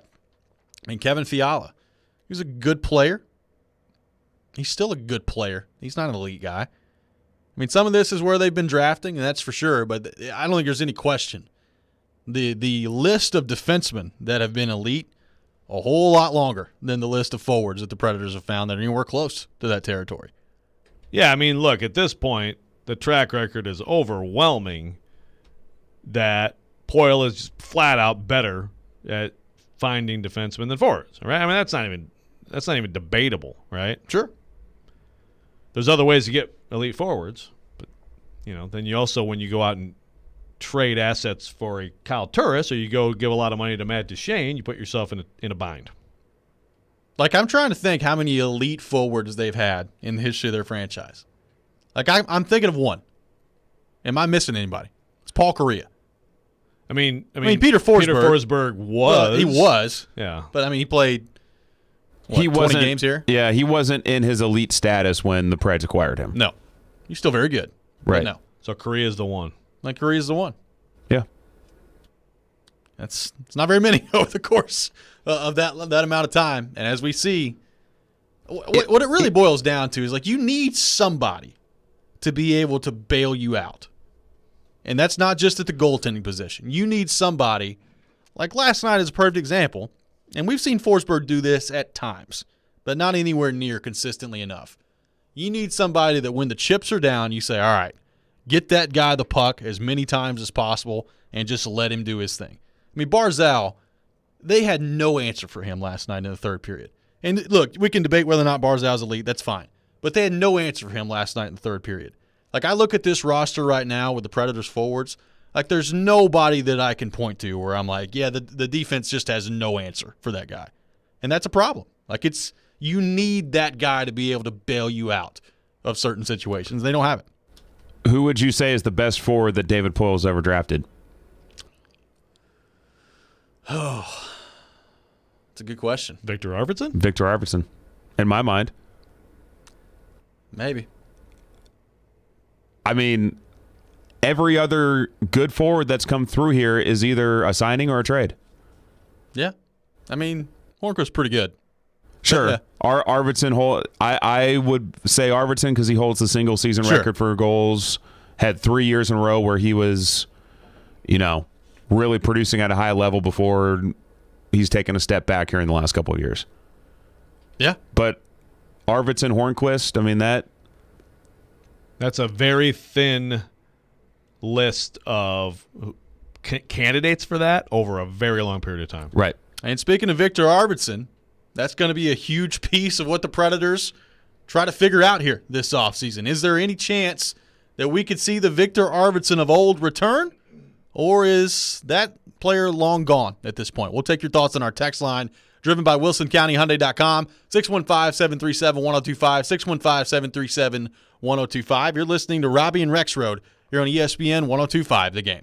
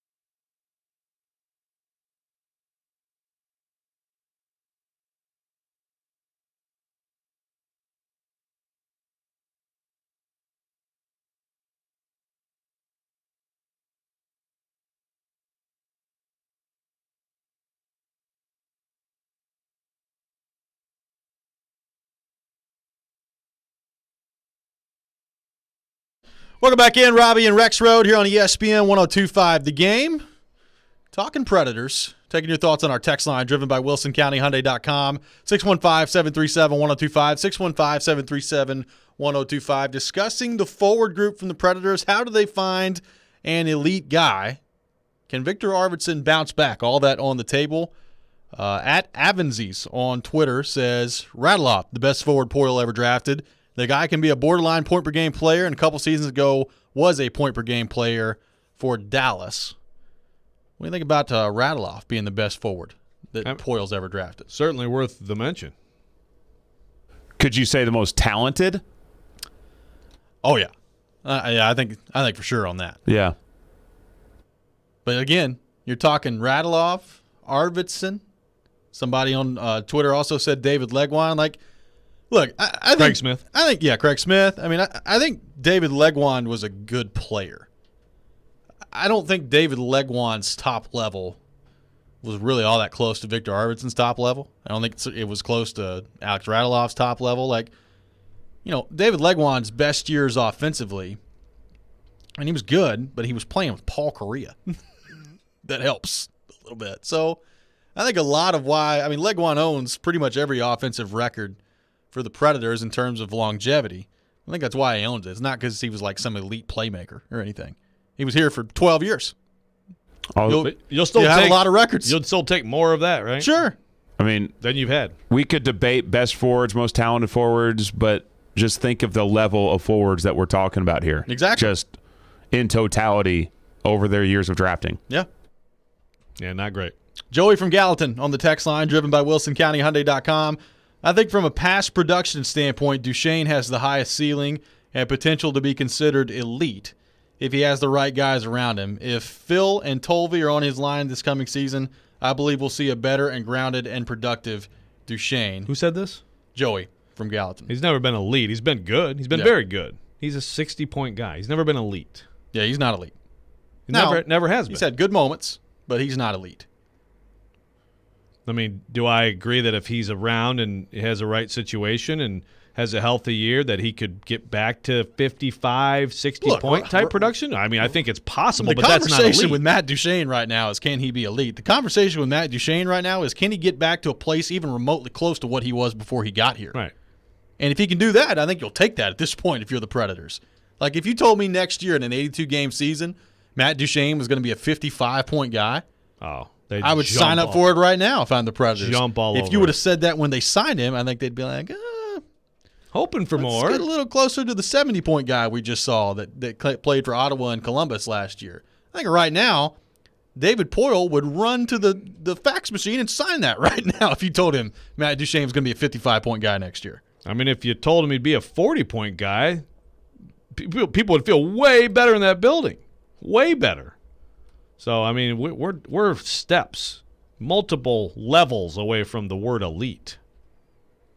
Let's go back to the text line driven by WilsonCountyHyundai.com. Heidi from Dixon texting in. Hey. Decades with no cup speaks for itself. No credit for talented forwards he drafted that we didn't keep. I mean, he still drafted them. Talking about Radloff, Yalagon. Right. He did draft The those question players. is who the best forwards he drafted. That's the question. I mean, the real question with Heidi is, does she know about the pedicure bet? Heidi, do you know that we've got a bet on your behalf? Thanks for weighing in, Heidi. You're going to be getting maybe a pedicure. Thanks for weighing in, Heidi. How are your feet? How are your feet these days? Let us know on the text line. Or Lou. Yeah, or Lou. Yeah. Yeah, please send us your full legal name and a picture of your feet. Ben on the text line. Calm down, Robby. Nobody uses fax machines. Yeah, what in the world was I talking about? I love fax machine. Boy, running the fax machine. That's great. Signing Old school. up. Gets on the landline. Gets in the phone booth. Yeah. See if we can't get that figured out. One guy that played borderline to an elite level a couple years ago was Victor Arvidsson when he was healthy. 34 goals in 58 games. And that year I remember, like, his goals per game average was right there with Ovechkin. So didn't play as many games as Ovechkin, obviously. And an issue with Arvidsson that year that's been an issue pretty much ever since then was his availability and his injuries. But that was the last time we saw Victor Arvidsson really look like Victor Arvidsson, was that 18-19 season where he set the single-season goal-scoring record with 34 goals. Ever since then, he's been dealing with injuries. He's just not quite looked like the same guy. I mean, 15 goals in 1920 in 57 games, and then 10 goals this past season in 50 games. That's a big part of this offseason, Joe, is to figure out exactly what Victor Arvidsson's future looks like. I mean, just from an age standpoint, he's 28, so it's not like he's over the hill or anything, but the injuries seem to have piled up. They seem to have affected him, and the question now is, if you're the Predators, is there any confidence that he's ever going to get back to that level that we saw a couple of years ago, or is that gone at this point? I don't know if you're ever 100% sure trying to figure that stuff out, but that's the big question now for the Predators. And if you feel like it is gone, what do you do? How much trade value does Victor Arvidsson have? Is there a chance you leave him exposed? How do you think the Predators go about handling this situation with Victor Arvidsson this offseason? Well, first of all, I do agree with something Poyle said in that end of season or postseason presser about Arvidsson in terms of, to paraphrase, this is the kind of guy who hears this stuff and could really be due for a comeback. I mean, I think intangibly Arvidsson has everything you want and is going to do everything he can to get back there. I don't know if the physics are going to hold up for him. I mean, look, it's been a real blast watching him play, and when he had it rolling, man, such a impactful player, such a pest for opponents, but they've taken some shots at him, and they're going to keep taking some shots at him, and I don't think there's any doubt that has added up at his expense. So would I be shocked if Victor Arvidsson had a couple more 30-goal seasons in him before he's done? I would not be shocked by that. You would be shocked. Yes. You are shaking your head. Yeah. I'm approaching that territory where I'd be shocked. I mean, I would not bet on it. I would bet probably not, but I wouldn't be shocked. The trend is not good. The trend is, and the thing is, it's like, you can think about the bubble especially. That was like, oh, geez, that's like a totally different speed of player there than he had been at during the the 1920 regular season. And that's what I can't quite figure out because, and David Poyle talked about this openly in his press conference about Victor Arvidsson. He brought up the Bortuzzo hit, which that's what we all go back to is when things started to change for Victor Arvidsson. But to your point, he came back in the Arizona series, and that was after the Bortuzzo hit, and he looked like Victor Arvidsson for 4 games. Now, why has he not been able to get back to that level since then?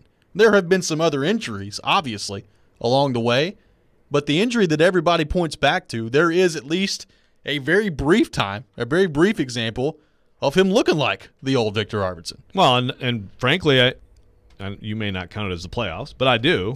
But, I mean, he obviously his overall postseason performance has not been great, right? I mean, he's been neutralized more than in the regular season, which is not a big surprise.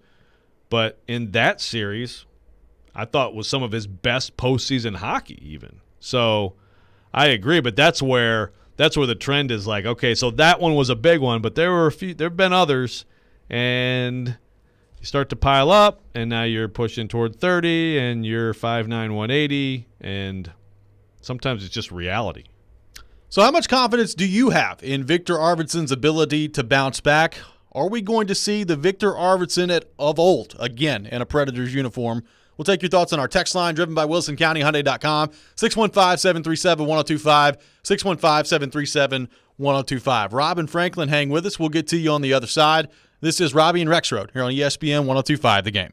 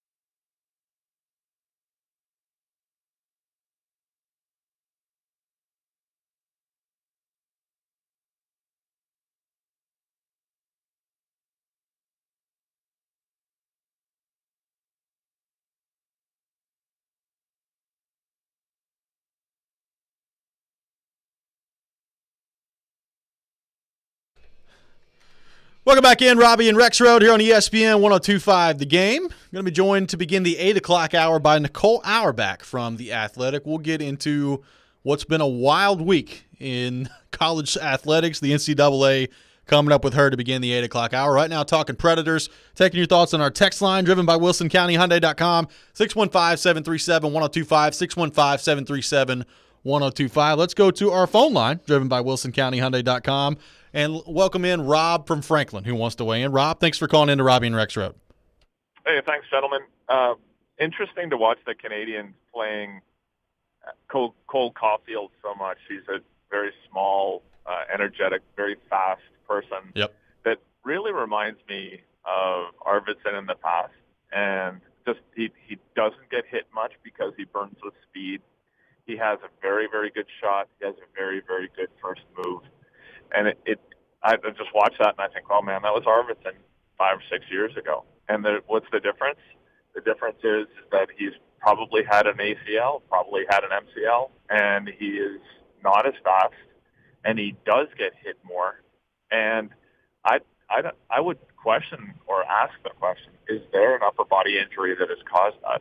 Because his lack of goal production, because he's had his chances, but he doesn't seem to find the net as much. And so for all of those reasons, I would not at all be surprised if he did get exposed, and I wouldn't be surprised if he did get chosen as well, because there is the lingering question: could he have a bounce back with a change of scenery? Hey. Yeah. Hey, thanks for the call, Rob. We appreciate it. I mean, I think Caulfield's a great example. He's playing really well right now for the Canadians in the playoffs. He's a smaller guy. He does have the speed. To the the upper body injury part, maybe that affecting his shot. Could be. I don't know. I focus more kind of on the speed part of this, and Adam Bengen at some point during last regular season. Because that helps your shot percentage, right? Yeah. I mean, when you get better shots because you're alone in front of the net. Exactly. Yeah. And Bengen came out with a piece this past season kind of highlighting his breakaway opportunities and his opportunities on the rush, and they've gone pretty severely down the last few years. And that to me is a pretty explicit example of what we're talking about here of he just doesn't look like the same guy out there, and that has been shown in the breakaway numbers, the odd man rush numbers, and the chances that he's generating on that front as well. Yeah, I mean, it does seem like there are times, when it's like, man, he used to bury that one, but I think it's probably more related to speed. But yeah, those percentages, you're talking 12.6, 11.74, 17.44 during that ridiculous 34 goal in 58 games year, 11.8, and then this year 6.6. Yep. A massive, pretty sharp downturn there. Yeah, and how many times this year did we see Arvidsson coming down the wing and he just winds up on that slap shot from the top of the right circle? Some of that, I mean, he's done that at times throughout his career, but some of that I think is he's just not had the speed to get around that defenseman that he used to have, and he's got to let it fly from there instead of cutting to the net. Probably hasn't helped that he had to be like their net front presence on the power play, as the smallest guy on the ice for a while. There is that. I mean, that's not ideal. What do you think about this Victor Arvidsson conversation and your confidence level and his ability to bounce back at this point? So Jeremy K. Gover joined me on Preds Insiders Monday night and made a comment that I agree with, that it's more likely next season that Victor Arvidsson has one of those 10 to 15 goal seasons than it is that he gets back to hovering around 30. And in the spirit of that, Gover threw a hypothetical at me that I hadn't thought of, and I want to get y'all's reaction to it. We're talking about trying to get rid of one of these big contracts. I think a lot of Preds fans would lean towards Matt Duchene to see if Matt Duchene could go to Seattle through this expansion draft process. You're going to have to give up something else with Duchene to make that happen. Would you give up Arvidsson to Seattle to make that happen? Yeah, we've talked about that. I think that's. I mean, maybe. And that's also at that point would be $12.25 million that Seattle's taking on per year at that point. Right. That's a heck of an ask. You probably. My guess would be.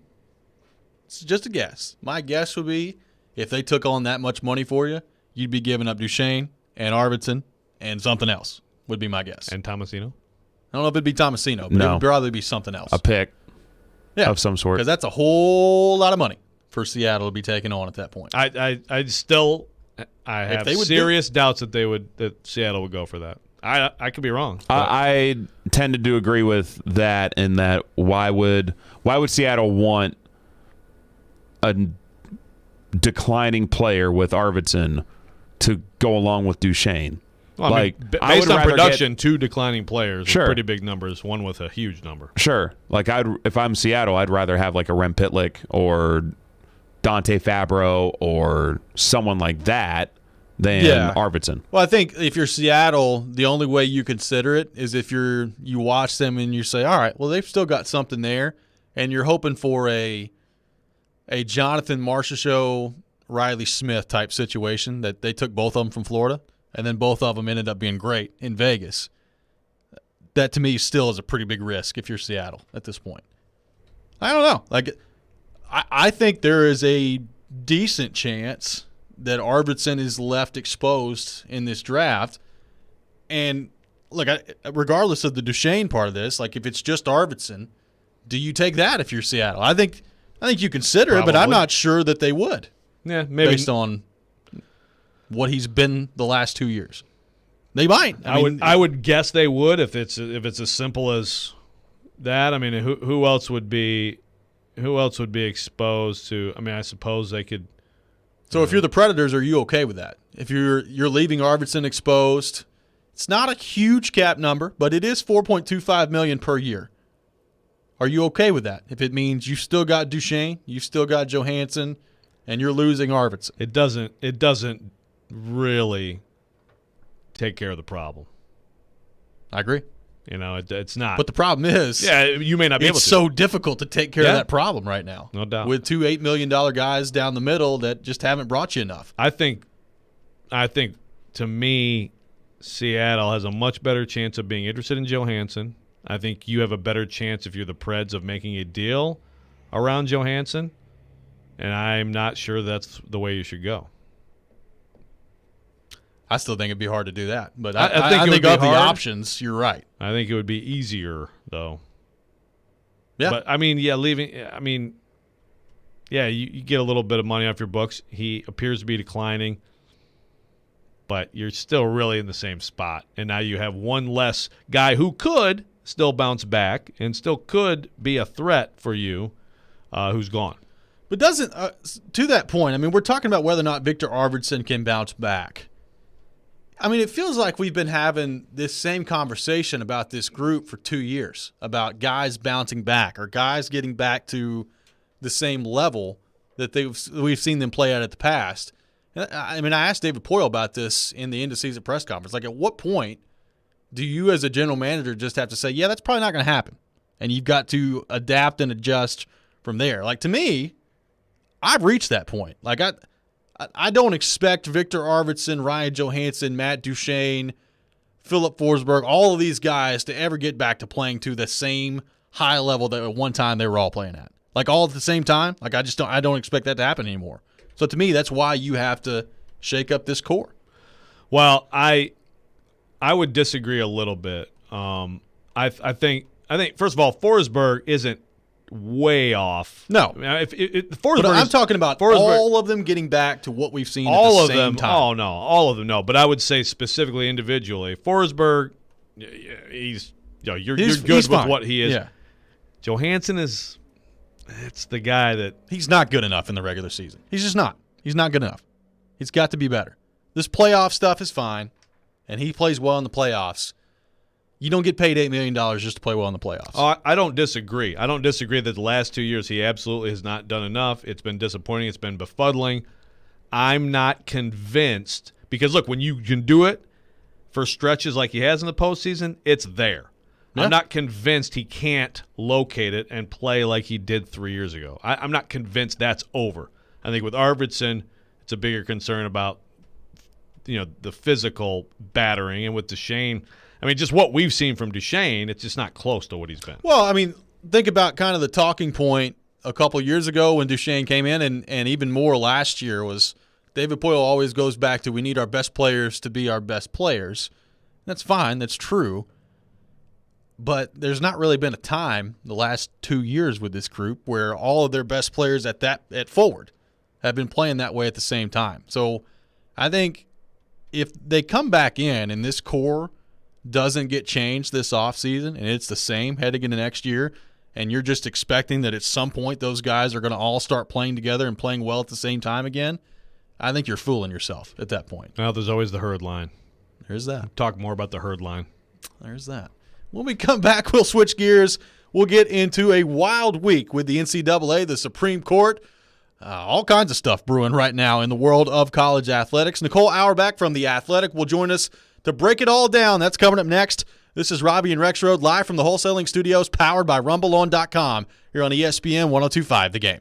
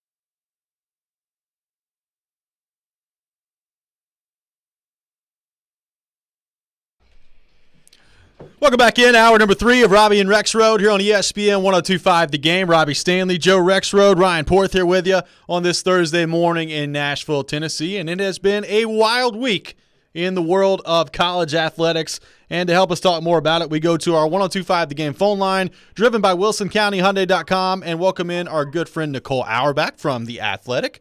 Nicole, how's it going? Thanks for joining us this morning. Hello. Thanks for having me. Doing well. Great to have you on with us this morning, Nicole. As I said, it's been a wild week in the world of college athletics. Let's start simply, I guess, with your reaction to the Supreme Court case with the NCAA and what you think this now means for the future of college athletics after some pretty strong words for some Supreme Court justices as well.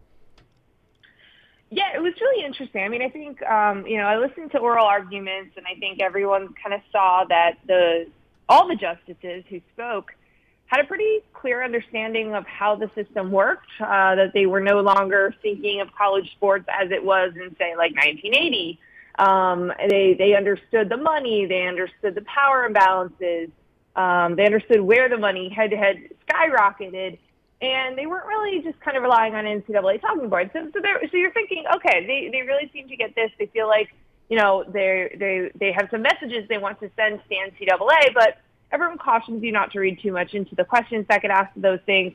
And so, you're not sure. And folks that I know who are in, pretty high up in NCAA committee world and have been tracking on this stuff closely, they were thinking, it'll be narrow in some way. And so I think the 9-0, the unanimous decision, was the first real surprise about the whole thing. And then obviously the concurring opinion from Justice Brett Kavanaugh was really what got a lot of people's attention, because the regular opinion, the regular decision, was pretty narrow, pretty tempered. It said, like, hey, we made this decision, and we're looking at these antitrust laws, and really, really, really narrow. It was saying, like, this is the issue at hand. The NCAA courts should not be granting companies, just rights for no reason so that they can have the most profit. And that's kind of as far as that one went. And then Brett Kavanaugh's concurring opinion is the one that, was kind of ricocheting everywhere, wherever he was basically just saying, like, this is illegal. This would be illegal if any other business operated this way. And he basically encouraged other people to bring cases against the NCAA, because he kept saying, like, their laws, there's lots of issues with lots of their laws, and we could only get into the one. So I think that was obviously very interesting. It's not binding, but it's certainly a signal of saying, like, hey, bring more cases to this court. We would like to hear them, and this is how we feel about the NCAA system violating antitrust law. I have so many questions for you, Nicole. We do not have time. Right, we could spend hours on this. Well, for one thing, how is Grapevine, Texas? Where the heck is that?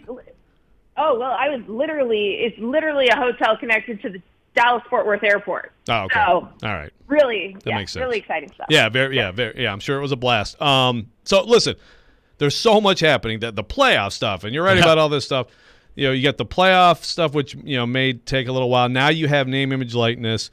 6 states. July 1. It's going to be a not level playing field, but now there is this temporary measure that you wrote about today. There's just so many different things going on, but let me just go with this.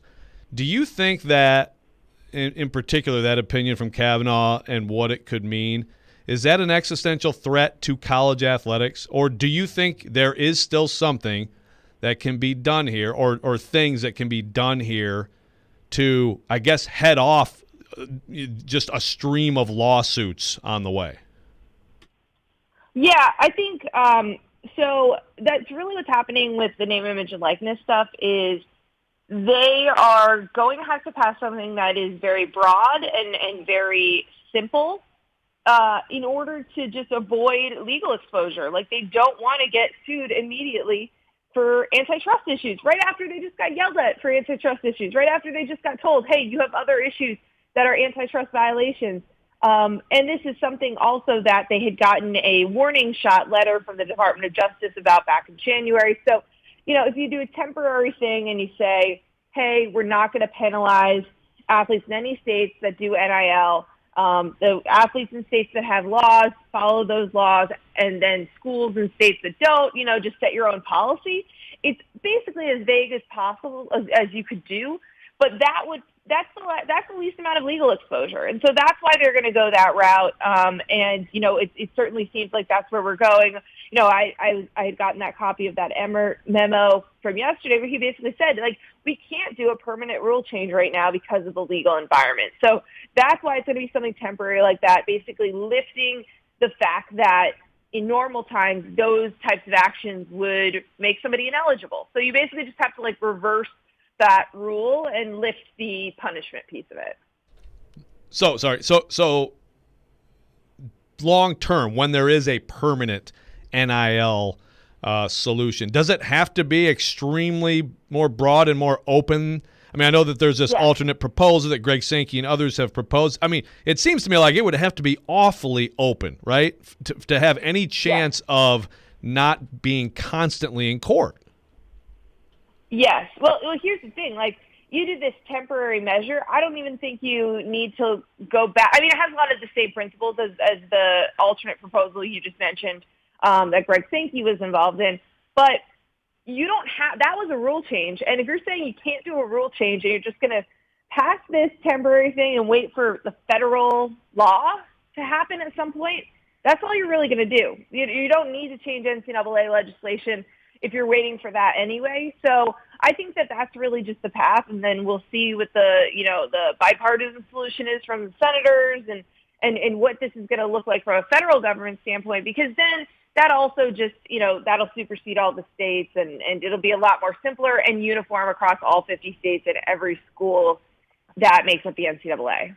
Nicole Auerbach from The Athletic on the line with us, driven by WilsonCountyHyundai.com. So, Nicole, what do you think this means for the future of the NCAA? We've heard Paul Feinbaum say this is the death of the NCAA as we know it. Others have said, yeah, the NCAA may be in charge of organizing the March Madness tournament and some wrestling tournaments along the way, but largely is about to become useless. What do you think that this means for the future of the NCAA itself? Well, it's definitely one of those moments where we could be looking back and being like, this was a major, major inflection point, because in essence, it was a kind of a narrow ruling, right? It's basically saying like, okay, you can't cap the ability to do paid internships and laptops and these very specific but kind of small potatoes issues. But it's everything else that the ruling signaled. It basically blew up a lot of the areas that the NCAA has relied upon for years and years legally. Basically saying that the precedent that they rely on from various other cases, but particularly one sentence in a Board of Regents decision in '84, should not be used as the legal standard, and that they should be subject to antitrust law like everybody else, the rule of reason, all of this other legal language that everybody else, who potentially is dealing in the antitrust world has to deal with. The NCAA doesn't get special treatment just because, they need ample latitude because people love college sports, and it's its own weird thing. And I feel like, again, even Brett Kavanaugh's opinion, it signals a lot. It's a warning shot. It's saying to bring more cases. It's saying don't use these other things when you're measuring the legality of an NCAA case. And that's directions that he's saying for lower courts. That's like he is trying to get this point across that there are other rules that are in violation they would like to take up. This court would be prepared to take on broader issues, because there was a reason that that was such a narrow – Alston was a very narrow educational-related benefits case, right? And this is him saying, bring us something less narrow. Bring us something where we can blow up the system a bit more, because, again, he said this is labor fixing, price fixing.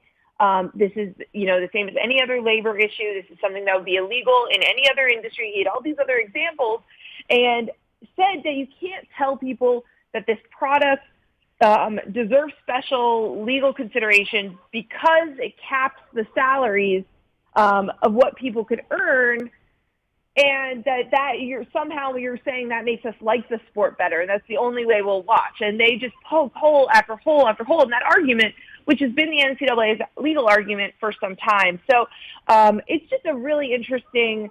It feels like the jumping off point because of how open they were about kind of soliciting more cases. But it already has changed this approach to NIL, because it could have immediately been sued, right, if you add too many restrictions, and it could have immediately kind of got us back in the courts about these types of issues yet again. All right, I'm sure you love this, Nicole. I'm gonna throw the 10-year question at you, because we know, and you've done a lot of reporting on this. By then there's going to be a 12-team playoff. Whether it's in 23, 26, and that's still to be determined. There's some sticking points there on when it will happen, but that's happening. But I guess my concern, all along it's just been outrageous that the NCAA has tried to fight this. But I look at the Olympics and I say that's perfect. The Olympics, no one pays them. They are out in the market. They are some of the top athletes in the world that can all go out, get endorsements, get money for training, and benefit from their tremendous skills and work. But it's not labor management.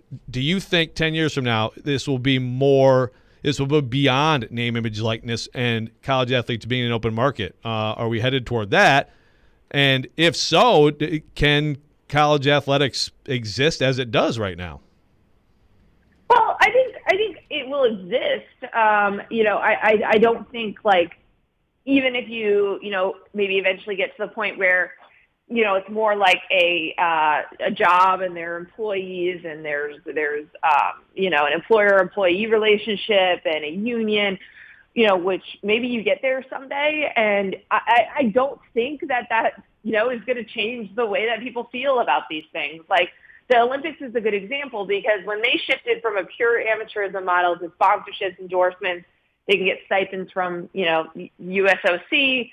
I don't think anyone stopped watching the Olympics. I don't think anyone felt less attached to Team USA when, the swim meet starts, right? And so I think that you're still going to have the attachments in college sports are so deep because you went there, because you spent 4 years worth of, tuition there. But it's like, or it goes through your family's history and all these things that I just don't think go away if the players on the field are employees, or as we'll see this fall, or if they, can get a couple $1,000s to do a sponsored Instagram post. Like, I think that a lot of those arguments about slippery slope, it won't be recognizable, I don't think for a lot of fans that is going to change how they view this experience at all. And I do think there are subsets of fans that that get uncomfortable watching, these last few 5-10 years, as coaches make $9 million a year and the athletes have not had anything increase in their world of what they're worth. And they see these media rights deals explode. They see the salaries explode, the facilities explode. And so I think, it's a mix, but I feel like there's also a lot of people who work in college sports who want a lot of these things to happen, who want this next evolution of the NCAA to modernize. They want college sports, obviously, to continue to exist, but they want there to be less of a power imbalance. They really believe in the opportunity for athletes to do these sponsorships and endorsements and things, and potentially down the line, maybe it is an employee-employer relationship. Like, there are people who see all of that and they don't think that this is the end of college sports. It may be as we know it, but there is an iteration of it that still exists. And I think to a lot of people, and to, there's fans that feel this way too, that it just feels more fair and they feel less guilty supporting the enterprise, because, it has gotten really imbalanced, I would say, in the last 10 years, in terms of the money exploding and where the money is going. I think that's changed a lot of people's opinions with this, where, 10, 15, 20 years ago, maybe the argument of getting a scholarship and then comparing it to a coach's salary and what they bring in wasn't as drastic, and felt maybe the scholarship and everything else that went with that maybe felt more commensurate with what, the rest of everybody else was getting, and it didn't feel so disproportionately like you're being exploited. Yep, very fascinating stuff. Nicole Auerbach from The Athletic has been our guest here on Robby and Rexrode. Nicole, great stuff as always. Appreciate you taking time to join us this morning. Absolutely. Anytime, Joe. Talk to you later. Absolutely. Thanks, Nicole Auerbach from The Athletic, our guest here on Robby and Rexrode. When we come back, we'll respond and react a little bit to what Nicole had to say there. What is college sports going to look like in 10 years? Are college athletics as we know it on the verge of ending? We'll talk about that next. This is Robby and Rexrode here on ESPN 102.5 The Game.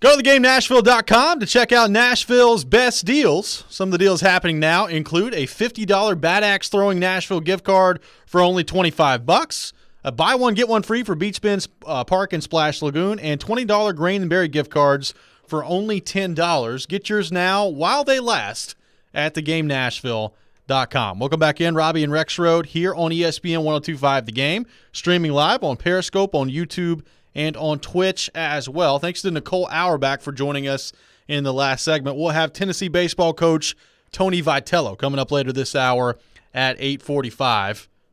Joe, what do you make of some of Nicole's comments there about your question specifically of what college athletics will look like in 10 years?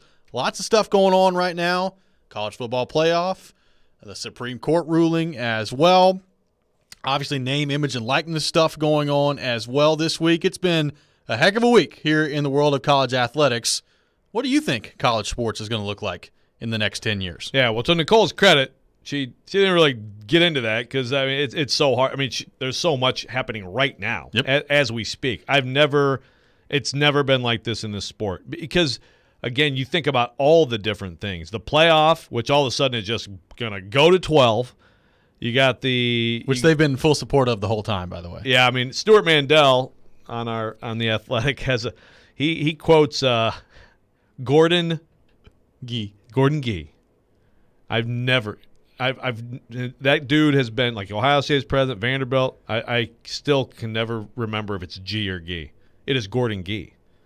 In 2007, he was defending the BCS. This is Gordon G. Period. This is a quote from him. Quote, "They will wrench a playoff system out of my cold, dead hands." This is what he said Tuesday. I've always been supportive of the playoffs. Yeah, all right. Exactly. It's awesome. Bill Hancock, who was executive director of the BCS, 2010. This is Stuart Mandel finding these quotes. "We believe a playoff would diminish the regular season and the bowl system, certainly as we know it." Recently, Bill Hancock, 12 teams keep September important, and it also keeps November important.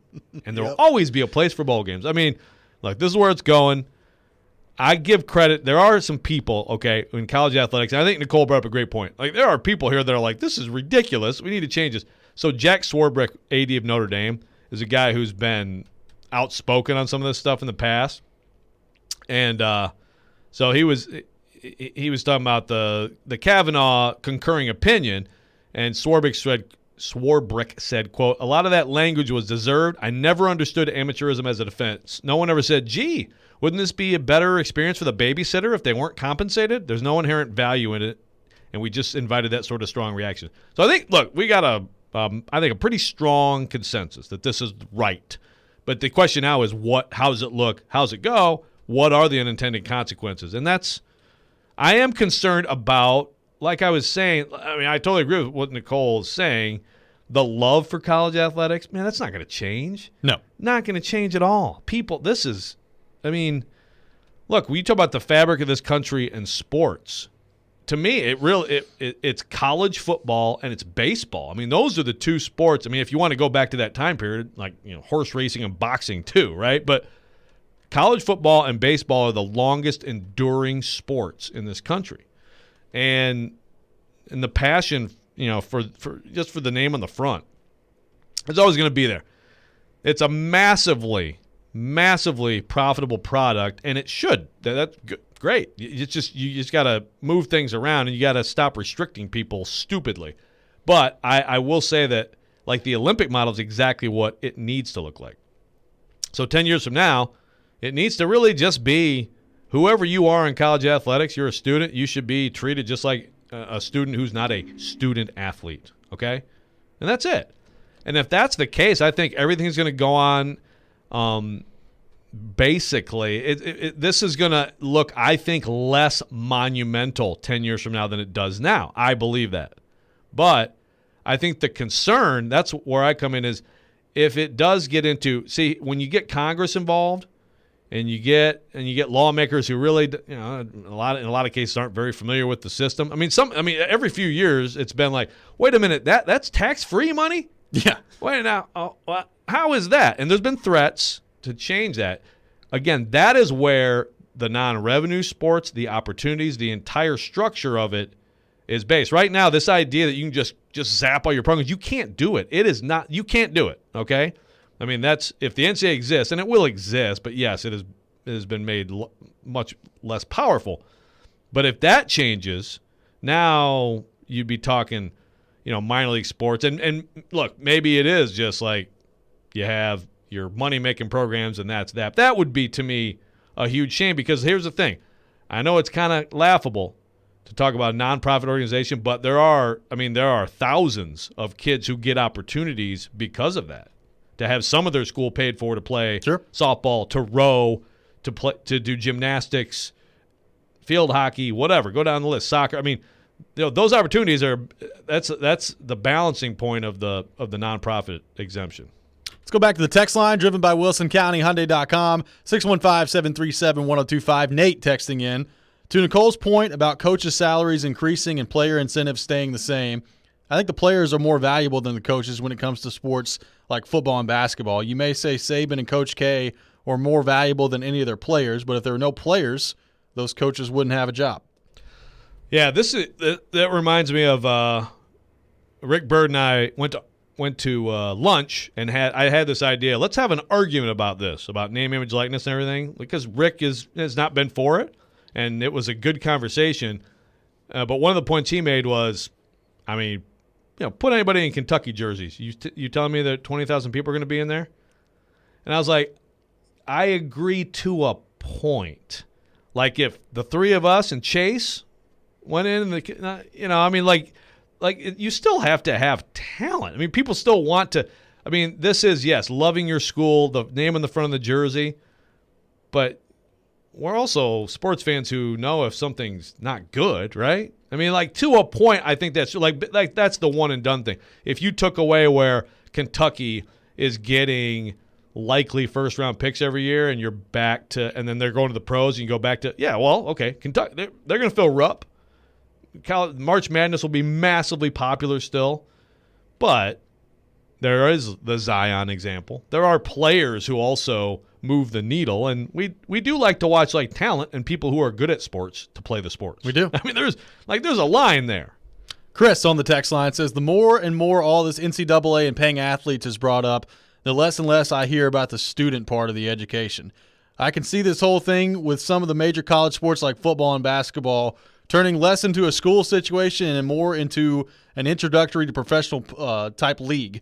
But the only thing tying these athletes to a school is how much money they can get from the actual school, because if they aren't getting a ton of money from the school, what incentive would they have to even attend school if they can get endorsements to be in another league for a short amount of time before joining the NFL or the NBA or whatever professional league they want to join? How many people are we talking about here? Not very many. I mean, and how much money are we talking about here? Not that much. Yeah, your college education for 90-some% of these kids will still be more valuable than the $50K you made in endorsements, and that's, I think, high.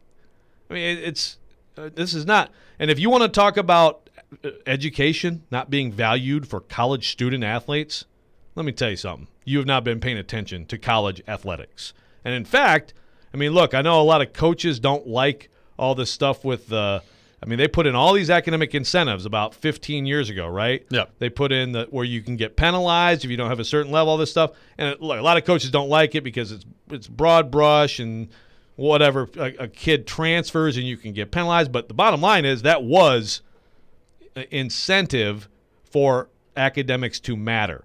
If you want to go back to like the 80s, the 90s, and some programs where you're talking 0% graduation rates and crap, and just flat out, please come here and somehow we'll keep you eligible and you'll play sports for us. Honestly, it's much better than that in a lot of places, because some people have looked at this and said, gosh, maybe you should also help these kids prepare for their lives and not just use them for 3-4 years to help you win games. I mean, honestly, that's gotten better. It's not going backward because of this. You know, Butch Jones was very proud of Tennessee's APR rating while he was there. Well, of course, you have that. You got the losing coach who's like, we got the best GPA. But listen, I mean, it's funny and it's laughable. And what do we care about? We care about wins and losses. Yep. But honestly, like, no one ever used to talk about team GPA in 1985. I mean, they really didn't. Yeah. I mean, like Kelvin Sampson, when he was at Oklahoma, like he had a 0% graduation rate for like a stretch of time. So it's funny because look, brings it back to what matters, winning. But they have been I'll give the NCAA credit for forcing that to be more part of the discussion because again, these are people who like should be valuing their education and should be preparing for life because almost all of them will not be professional athletes. So could these changes that are coming about in college athletics be beneficial to local teams here in Tennessee? We'll get to that coming up next. Taking your thoughts as well on our text line, driven by WilsonCountyHyundai.com, 615-737-1025. Right now, though, got to tell you about my friends at FanDuel Sportsbook. And if you've been watching the NBA playoffs from the sidelines, now is the perfect time to get on the action with FanDuel Sportsbook because during the conference finals, new users get 30-1 odds on any team to win their next game. That means you can win $150 on a $5 bet. Conference finals now underway. The Suns, the Clippers, the Hawks, and the Bucks. And there are even more ways to win on FanDuel throughout the playoffs. And when you do win, get your money as a layup. You'll get paid in as little as 24 hours. Plus, the app is so easy to use. So just sign up with promo code ROB to bet the NBA Conference Finals with 30-1 odds. Once again, that promo code is ROB to unlock 30-1 odds on any playoff team to win their next game exclusively on the FanDuel Sportsbook app. You must be 21 or older and present in Tennessee. New users only. Must wager in designated offer market. A $10 first deposit required. $150 max bonus. See full terms at sportsbook.fanduel.com. Got a gambling problem? Call the Tennessee Red Line at 1-800-889-9789.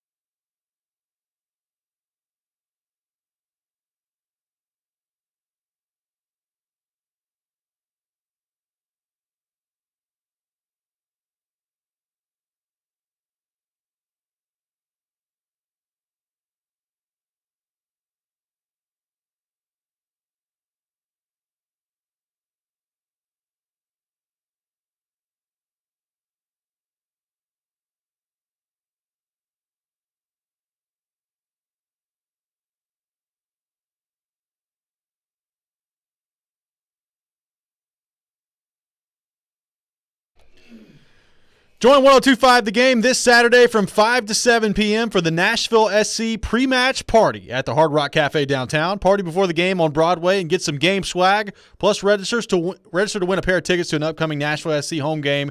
Then head over to Nissan Stadium for the 7:30 match. Get your tickets now for Nashville SC at NashvilleSC.com and tune into the game on ESPN 94.9. Welcome back in, Robby and Rexrode here on ESPN 102.5 The Game. We're going to have Tennessee baseball coach Tony Vitello joining us here in about 10 minutes or so at 8:45. So looking forward to that conversation coming up with him. Right now, talking about the wild week that it's been in the NCAA with the Supreme Court case, name, image, and likeness on the table as well. And the question is, Joe, as you look at the teams here locally, like Tennessee, like Vanderbilt, what does this mean for their future? How can places like Tennessee, and specifically places like Vanderbilt as well, use name, image, and likeness to their advantage, in your opinion? Well, it's a huge thing that I think every college athletic department is talking about, and even beyond, Vanderbilt and Tennessee. I mean, I know TSU. I mean, I've talked with Penny Collins about this, about the potential here, and how it's something that you talk about with anyone you're recruiting now. Like, what are you guys doing? I know talking to Barton Simmons, GM for Vanderbilt football. I mean, certainly they are very intrigued by this, and they know that, like, you've got to be on top of this. David Ubben for us just posted a story about what an official visit is like at Tennessee, and it includes a meeting about name, image, likeness, and what we're doing for you. Tennessee a year ago signed with a company called, or it's an app. Yeah, the company is called Influencer, INFLCR. And this is going back, Ubben wrote about this like a year ago. And essentially, so he had an anecdote here. A Tennessee football player's on the field, and if like a USA Today or Getty Images or somebody takes a picture of them, they'll get a alert on their phone. You have a photo of you out in media or whatever. I mean, like, it's very much like this, and these schools. I mean, Tennessee paying about what, $50K here for that service to try to help these kids use this. I mean, for people who aren't familiar with what this is, I mean, basically what will be allowed, and some of the question is like how open, how free, how capped, how restricted is it? But you're allowed to now. You're going to be allowed to do social media and sponsor your posts, which apparently can be very lucrative. Oh yes. I'm still trying to figure this out. If I can figure out how to make TikTok work for me. Does this mean we're both going to have to get on TikTok? I don't know, Snapchat. Start keeping track of some of this? Snapchat. My kids say, Twitter and Facebook is lame, and it's all about Snapchat and TikTok, which to me both seem stupid, but I don't know. You can make money off those. You can do autograph sales. You got your same kind of thing, YouTube channels, like Twitter. I mean, anything that's sponsored. I mean, there are people out there making money, and if you're like a public figure, an athlete, and you don't have to be the superstar quarterback at Alabama, again, there was a piece that we did also on some of the women's basketball top players and just projecting what they would have made this year. And you're talking like six figures in some cases just off some social media posts. You can do private training lessons. Which again, that's just one of those, to me, in the summer, you're a college athlete. Like right now, my daughter's taking, tennis lessons from a Nolensville high school tennis player. Like a college athlete who's really good at a sport. Yeah, charge a few $100 and help some kids get better. I mean, that's obvious. And then obviously, any kind of endorsement deal, merchandise sales. I mean, these things are all obvious. And I know people are going to look at it and say, oh, but here comes the oil baron who's going to pay you $1 million just for you to show up. Okay. Who got hurt? Who got hurt other than the oil baron? If he's throwing millions around at some point, he's going to pay for it because some of these players aren't going to be what he thinks they are. I mean, this is where, and I honestly think, again, not a legal expert, very close to a legal expert, not quite a legal expert. Pre-law. Yeah, pre-law and pre-med. I'm still deciding.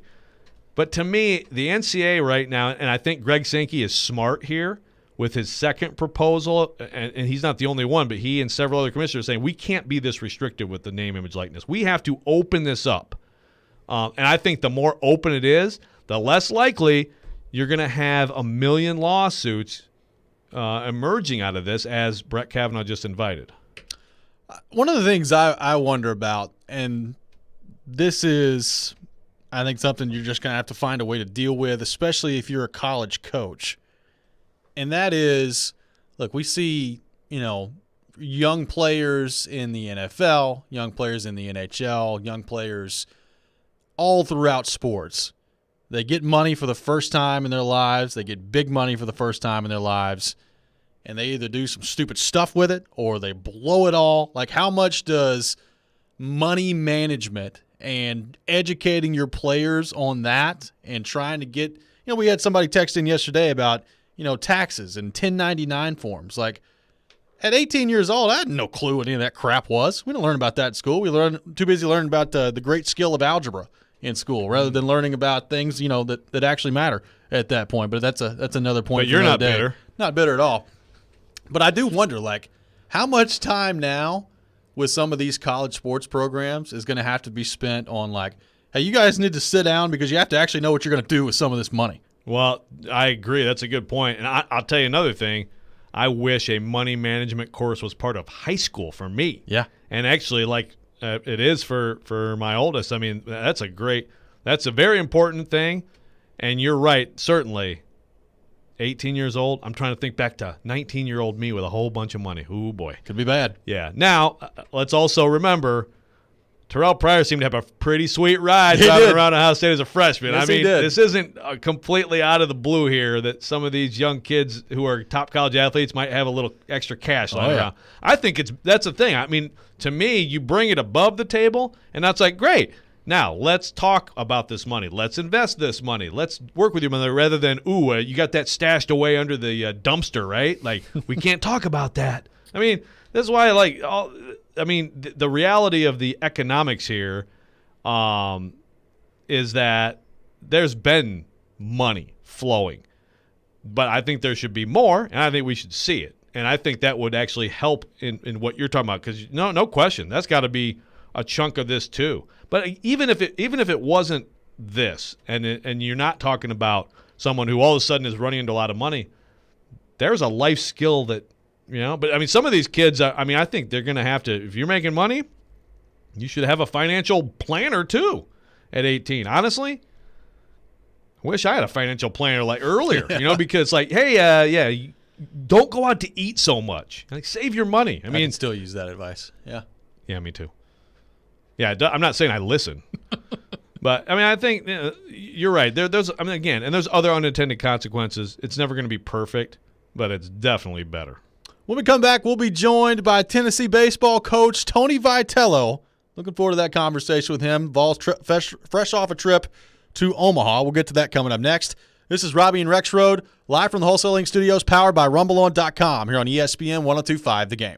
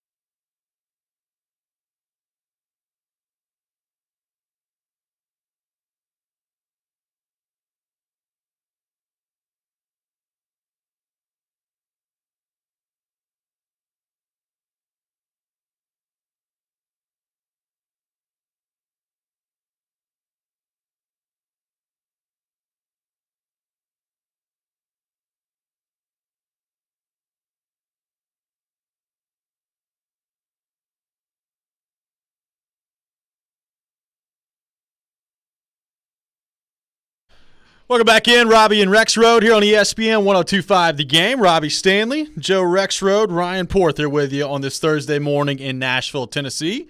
And we are pleased to go to our 102.5 The Game phone line, driven by WilsonCountyHyundai.com, and welcome in Tennessee baseball coach Tony Vitello. Tony, how we doing, man? What's going on?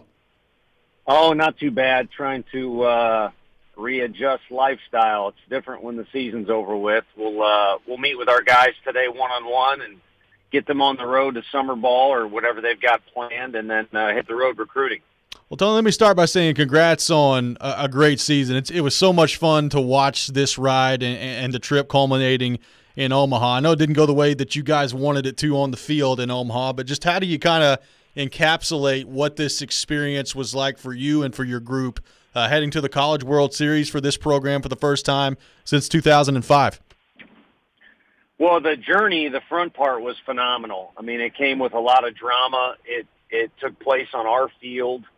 There was a lot of breakthrough stuff like the block party that went on and, you know, kind of the new environment that's at Lindsey Nelson Stadium.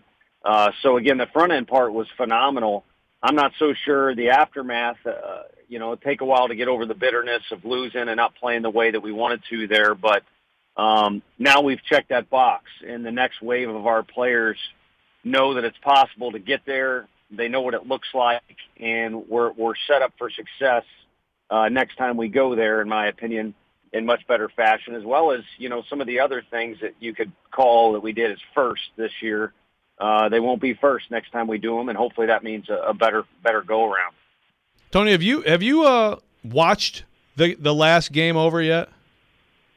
No, I have Will not, you? and I don't know if that's good for my health.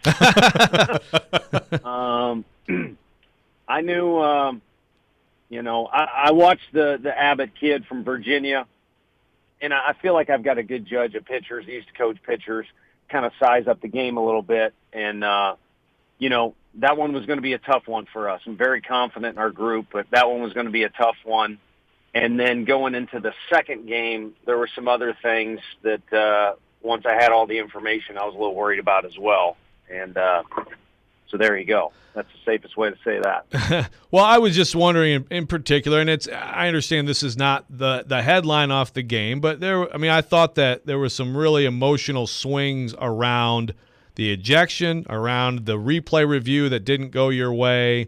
And just, I guess, without having watched it again, just your perspective on that whole time of the game and how much you think that sort of deflated you guys. Yeah, I think there are two big moments, and I kind of always say to the local media here, the fun part about baseball is, it's a slow-moving game, but if it's an important game, you better be careful about when you go get a hot dog or a beverage because you don't know what pitch is going to be the pitch of the game. And in our first game, Liam Spence lines a ball that looks like it's a 2 RBI, going to give us a lead hit and give us the momentum. Instead, they catch it, and it swings the other way. Next thing you know, they take over the game. And then in our game, I think there were several of those swings, but a big one was a play at the plate. Anytime you throw a guy at the plate, it's a big momentum shifter, even if they would have taken the lead. But, the way I break down that game is the things that we could have controlled. We had two chances to be one pitch. We were one pitch away from being out of an inning where there was no damage, and both those innings turned into 3-run innings. And then there was a couple things at the plate, too, where we could have done some things, and we did not. We had the bases loaded, nobody out, and did not score. So, to me, that's what it boils down to. And, all that other stuff is unfortunately a part of the game. Tennessee baseball coach Tony Vitello on the line with us, driven by WilsonCountyHyundai.com. So, Tony, you kind of spoke about the learning experience and what this can do for some of your guys moving forward if you find yourselves back in Omaha. But just from a visibility standpoint, the run that you guys have been on, the way that this university and really Tennessee fans throughout the nation embraced this baseball team, what do you think this year, this run has done for your program as a whole in terms of the fan base and maybe the visibility, even more so in recruiting now? Like, what do you think this has done for your program this year with everything that's happened over the course of the past few months? It's exponential. I know that. It's going to be really tough to ever put that into words until we're 5 years down the road. But I used to, when I was a recruiting coordinator, I wasn't very smart when I first started doing this, but I'd kind of observe, and it's like, man, these teams that go to Omaha, it's almost like they don't have to go recruiting for 2 years because it kind of recruits itself when you're that visible. And now that I'm living it, I don't think that's the case. We got to get out and hustle. But it does kind of earmark your program a little bit, and we've already seen the success, a little bit, and I think there's more to come. The kids are on fire about the environment they saw at our place during the postseason games. And then the style of play, I think the kids have. I've got people that say, I'm a fan of X SEC school or other school, but I've become a singular fan of your baseball team because of the way the kids are. And so it's done a lot, to say the least. And it's also presented a challenge for the future players of our program is, can you keep up the brand name that we currently, organically has kind of been created here? Tony, your name, of course, has come up for other jobs. That'll probably continue to happen in the media. I mean, anytime there's a high-profile job, you're going to have a list of, here's possible guys for this job. But I just wanted to ask you, one, should Tennessee fans feel good about you being there long-term? And two, do you feel good about the commitment from Tennessee's administration to your program moving forward? It's a new administration, relatively speaking. I mean, we start our season, they start, their football coaching search, so that's a lot going on at once. So it's been an ongoing convo about the stadium, and it's ever-changing. I mean, the block party, is that something we do every SEC game? And that was pretty special. The road I'm looking out at now in right field, can we move that or not? And that's a city deal. How quickly will the city the state government let us start construction? So those are ongoing conversations that honestly have started back since February, and they're complicated ones. So those ones we're working on. And then as far as the fan base goes, I'm Italian, and we created shirts for a reason, for several different reasons, when we went to the SEC tournament that said loyalty and, with the power T instead of TY. And those are important things to me. And this is a school that took a chance on me when my alma mater and other places didn't want to give me an opportunity to be a head coach, and that means a lot to me. And I think there's a little bit of a love affair going on between our coaching staff, our players, and the fan base. And, that took 4 years to kind of go on or kind of to create. And it's going to continue today. We're going to have a little fan fest out here and show our appreciation for the folks that I think are helping us get recruits, and they certainly helped us win some games this year too. Tony Vitello, Tennessee baseball coach, on the line with us, driven by WilsonCountyHyundai.com. Tony, as you evaluate this year for Blade Tidwell and just the stuff that he brings to the table in his arsenal, how excited are you about his future and what he could continue to develop into as he progresses here throughout the rest of his career? I've had to think about this. We're going to have his one-on-one meeting with him, and I already said immediately after the game, hey, man, it's a do-or-die game. We kind of pulled you early, but I went with my gut and thought we needed to kind of restart the game. But the fact he pitched in Hoover, Super Regional, in Omaha as a freshman, and then all those SEC games where we went into the series being 1-1 and it was a rubber match. Now, I don't know that I've coached a kid that's gotten that much experience of being in the fire regardless of his age. I haven't. And so, what that's going to do to skyrocket, I think, the way he approaches things next year is invaluable. And then on top of that, his skill set is very unique. I mean, I've talked to other SEC players in Hoover, and they all think the guy's a superstar, and no one knows better than the players. So I think he's going to be maybe the first guy where this NIL thing comes into play. That's going to be a small amount of athletes that affects. It's going to be superstar quarterbacks, a guy who can really dunk or shoot a three. For baseball, it's going to be a small pocket of guys, and I think Blade Tidwell is going to be that guy that every Vol fan's going to want his jersey.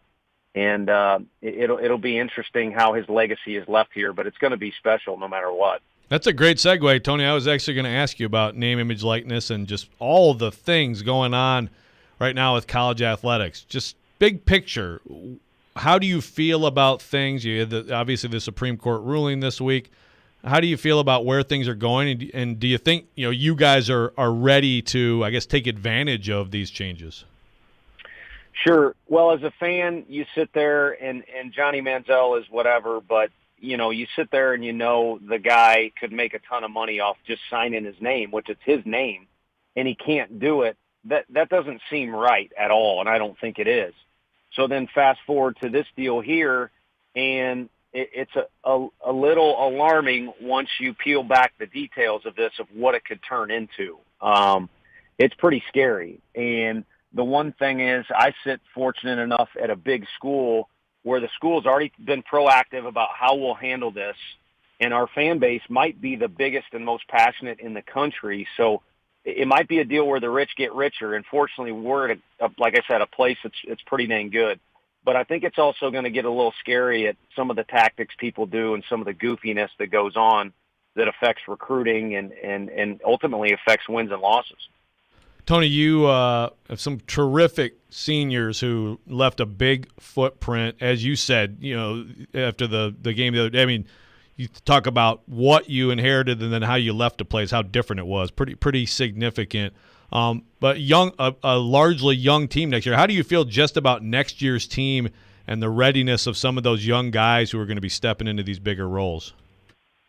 Yeah, you've probably heard Coach Corbin say something similar at some point. We, fortunately and unfortunately, have arrived at a deal where I can't answer that till the draft is over. We're kind of getting our first wave of the 2021 class was the first class where we were kind of on level footing with other programs. And it's a phenomenal class, but it's also one that could get rated by MLB teams or, could not. And, there's also guys within the program that'll be back, Gilbert, Tidwell, Beck, and then some other guys that had to sit on the bench and watch where in the normal year they might be out there if it wasn't for the COVID circumstances. So I feel good about the total package of kids that we have coming in next year. I think we could be equally talented on the field. Again, the question is, and I don't mind putting it out there, is that group willing to kind of play with the same swagger is probably what you guys call it, but are they willing to uphold the brand name that we now have here?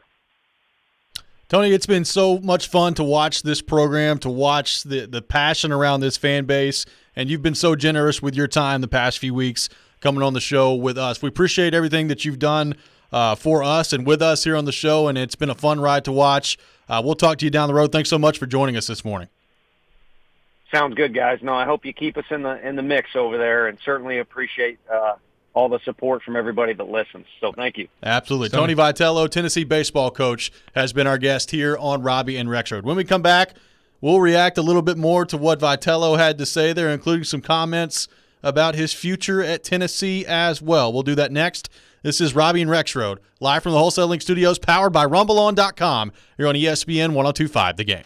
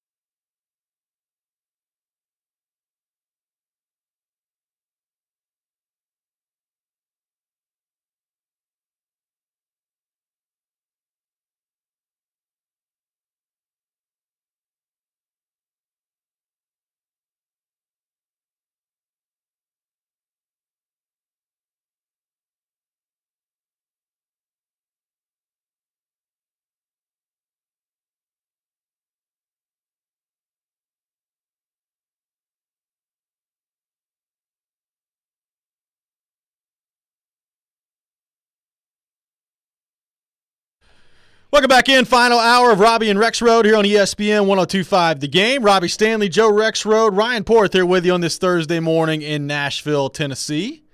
Got a lot to get to this hour. We're going to start with our interview we just had with Tony Vitello, Tennessee baseball coach.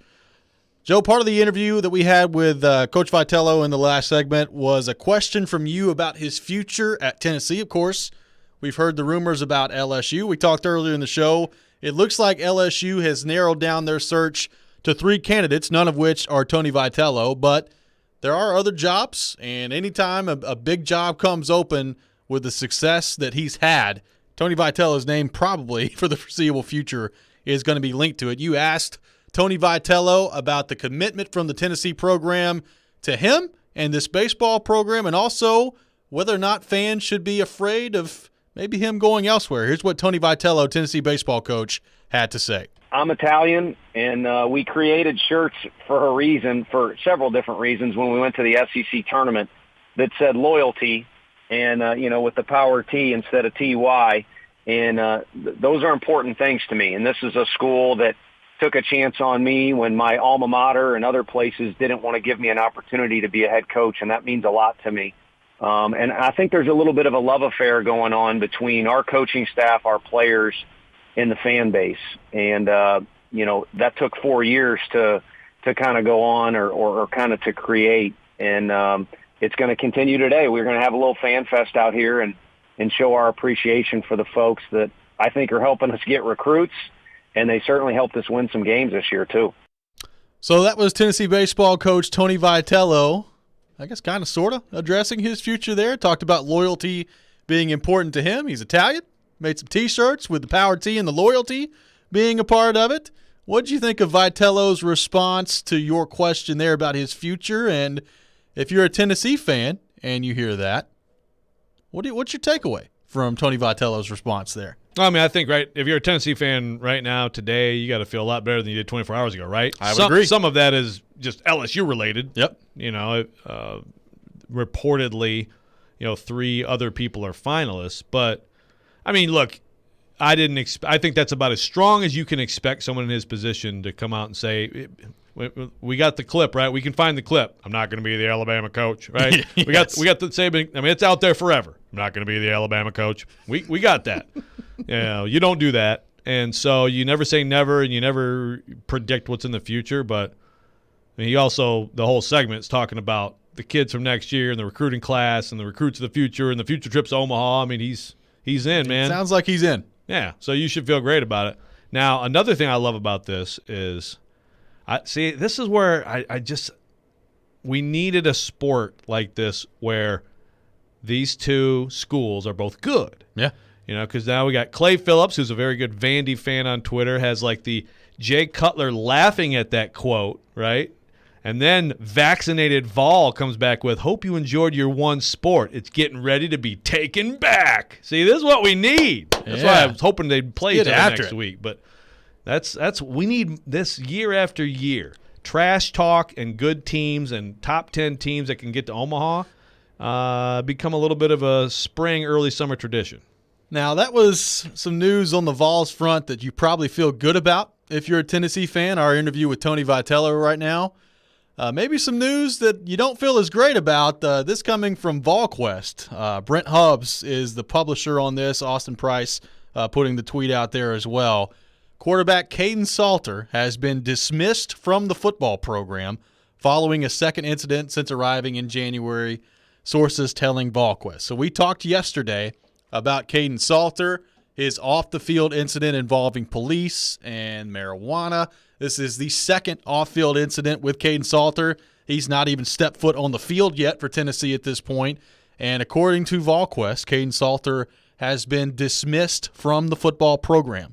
Joe Rexrode, your reaction to what we discussed yesterday? I said I wouldn't kick him off.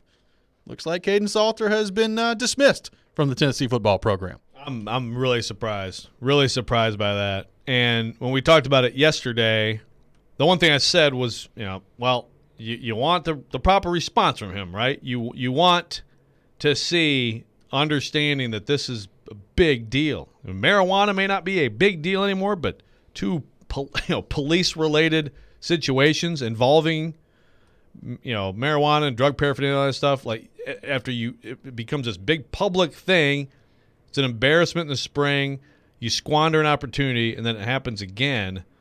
Like, there's got to be some serious remorse. I'm just speculating, but I mean, on its face, this stuff to me, like, I would not do this as a coach in this profession. I mean, this is going to be, look, fair or not, there are going to be people saying, hey, Josh Heupel, he just kicked the dude off for weed. Just kicked the dude off his team for weed. Yeah. You want to go there? You want to go there? Come on. I mean, that's what people are going to say. But, of course, we don't know all the conversations. And, I mean, to me, it's like, man, if you didn't get down and beg for forgiveness and promise that you were going to go to bed at 8 p.m. every night and you're going to do wind sprints every morning at 6 a.m., then you got issues. You got some growing up to do. Well, it's too bad. It's pretty amazing that this continues to happen with this football program. Like, you dismissed Jeremy Pruitt, and Salter originally had committed to Pruitt's staff, and he was coming in with the hopes of maybe competing for the starting job this year. And Pruitt gets fired. They lose a lot of recruits. Heupel has to come in and try to salvage things as best he can. And I remember, after Heupel comes in and signing day comes and goes, you and I looked at each other and been like, okay, well, at least they still have Caden Salter. Like, Salter didn't flip. They've still got a quarterback of the future that maybe they can build around. And, I mean, he never stepped foot on the field of a practice before he's been dismissed from this football program. It is amazing that Tennessee football, things like this continue to happen to them. It really is. As well, like as much fun as Tennessee's had with Tony Vitello in this baseball program, and we just had a very nice conversation with him and what the future is going to look like there and how great it looks. This football program, man, it's a total disaster. It continues to be a total disaster. It's pretty crazy. I will say that at least on the quarterback front, like you expect almost all of them to end up transferring anyway, because you're gonna bring a quarterback into every class, and then someone's gonna win and be like a 2 or 3 year starter, and everybody else is gonna transfer away. I mean, I know that's no solace to Vols fans who had high hopes for Caden Salter, because by all accounts, he's an extremely talented young man. But, yeah, it's just Josh Heupel's like, I did not sign up for this, or did I? I think he's going to find out very quickly that he did. He signed up for a whole bunch of stuff. I mean, I guess the good news is if you're a Tennessee fan that right now, as the room stands, you still got like 15 other quarterbacks in that room that you're going to have to sort through. Yeah, so I guess there's at least some depth there that you feel okay about. It's not like he was going to be a factor this year anyway. Right. But, like, at some point, you've got to find a quarterback for the future, right? Like you would think. Well, maybe it's Harrison Bailey, but we'll see. Exactly. And the thing is, I mean, Tennessee every year has a highly ranked quarterback. And when's the last time one of them lived up to the recruiting hype? I mean, Josh Dobbs. Yeah, and he wasn't even all that highly ranked. Right. He was actually overachieved his recruiting profile. So, and that's the thing. That's why you want as many as possible. You want as much competition as possible, and you want to find that guy. But it's not easy. It's not easy. And man, I am very surprised. I think there's probably more to this than just these two things happen and you're out. I don't think you'd find at many programs at all that these two things on their face would result in a dismissal. But those two things may speak to a larger problem. Yeah, and look, I mean, we've heard this before. Like, I mean, Jawan Jennings got dismissed from the football team too, and then he found his way back on the football team. I mean, he was MFing the coaches on Twitter. Exactly. So, like, I mean, we've seen this sort of thing happen before, and there's reconciliation along the way. But this kind of feels different. I mean, you're talking about a true freshman. Like, if you were going to try to work on this even more, you think that dismissing him from the football team would probably not be the action that you would take. Right, like you expect some immaturity. Right. Like, honestly, the first one was like, that's dumb. What are you doing, you know? Second one's like, ooh, that's quite dumb right after this happened. Yeah. But I never would have guessed dismissal. So maybe more details will emerge on this. But to your point, on the Tennessee fan front, there's one more thing. I mean, it was 5 minutes. They got some potentially good news about Vitello talking about loyalty, and the next year, 5 minutes, and then the quarterback gets kicked off the team. It's unbelievable. You can't make this stuff up. It's unreal. With Tennessee. Maybe we should stop talking about it. Like the school that shall not be named to the east? I mean, that school out east? Vitello comes on here, starts talking about loyalty and building towards the College World Series, and you're thinking to yourself, if you're a Tennessee fan, all right, come on. This is going to be great. We're keeping our coach. It's going to be a great program. And literally in the break, as we're reacting to this, quarterback gets kicked off the team. Can't make this stuff up anymore with Tennessee athletics. We'll continue this discussion when we come back. Got some of your thoughts to get to on our text line as well. Also, get to a massive come-from-behind win last night for Vanderbilt. They stay alive. They'll be taking on NC State coming up on Friday. All that next. This is Robby and Rexrode here on ESPN 102.5 The Game.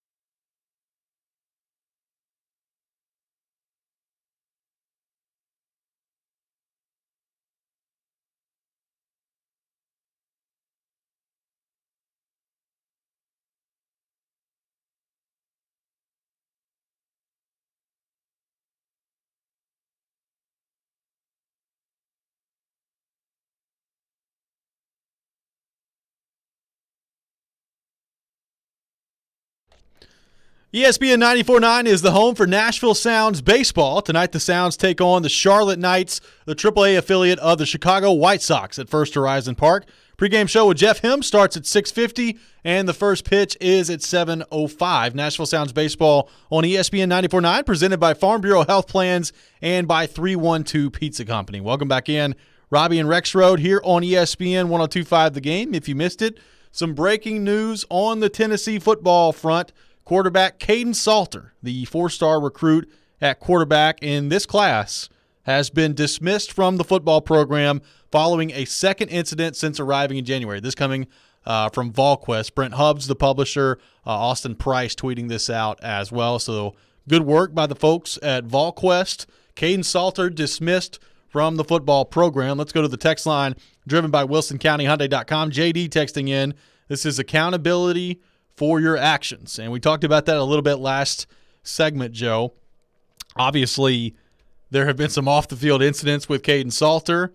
You and I both said yesterday, I mean, this is concerning as you move forward here, but probably something hopefully the young man can learn from and continue to try to be a part of your program at some point. We both knew he was not going to have a role with this Tennessee team this year on the field. You just can't put yourself behind the eight ball that much and then expect in a quarterback room that's that crowded to come in and really do anything. But you did think maybe somewhere down the road Caden Salter could be a pretty good option for the Vols at quarterback, and now it looks like that ship is never going to get out at sea.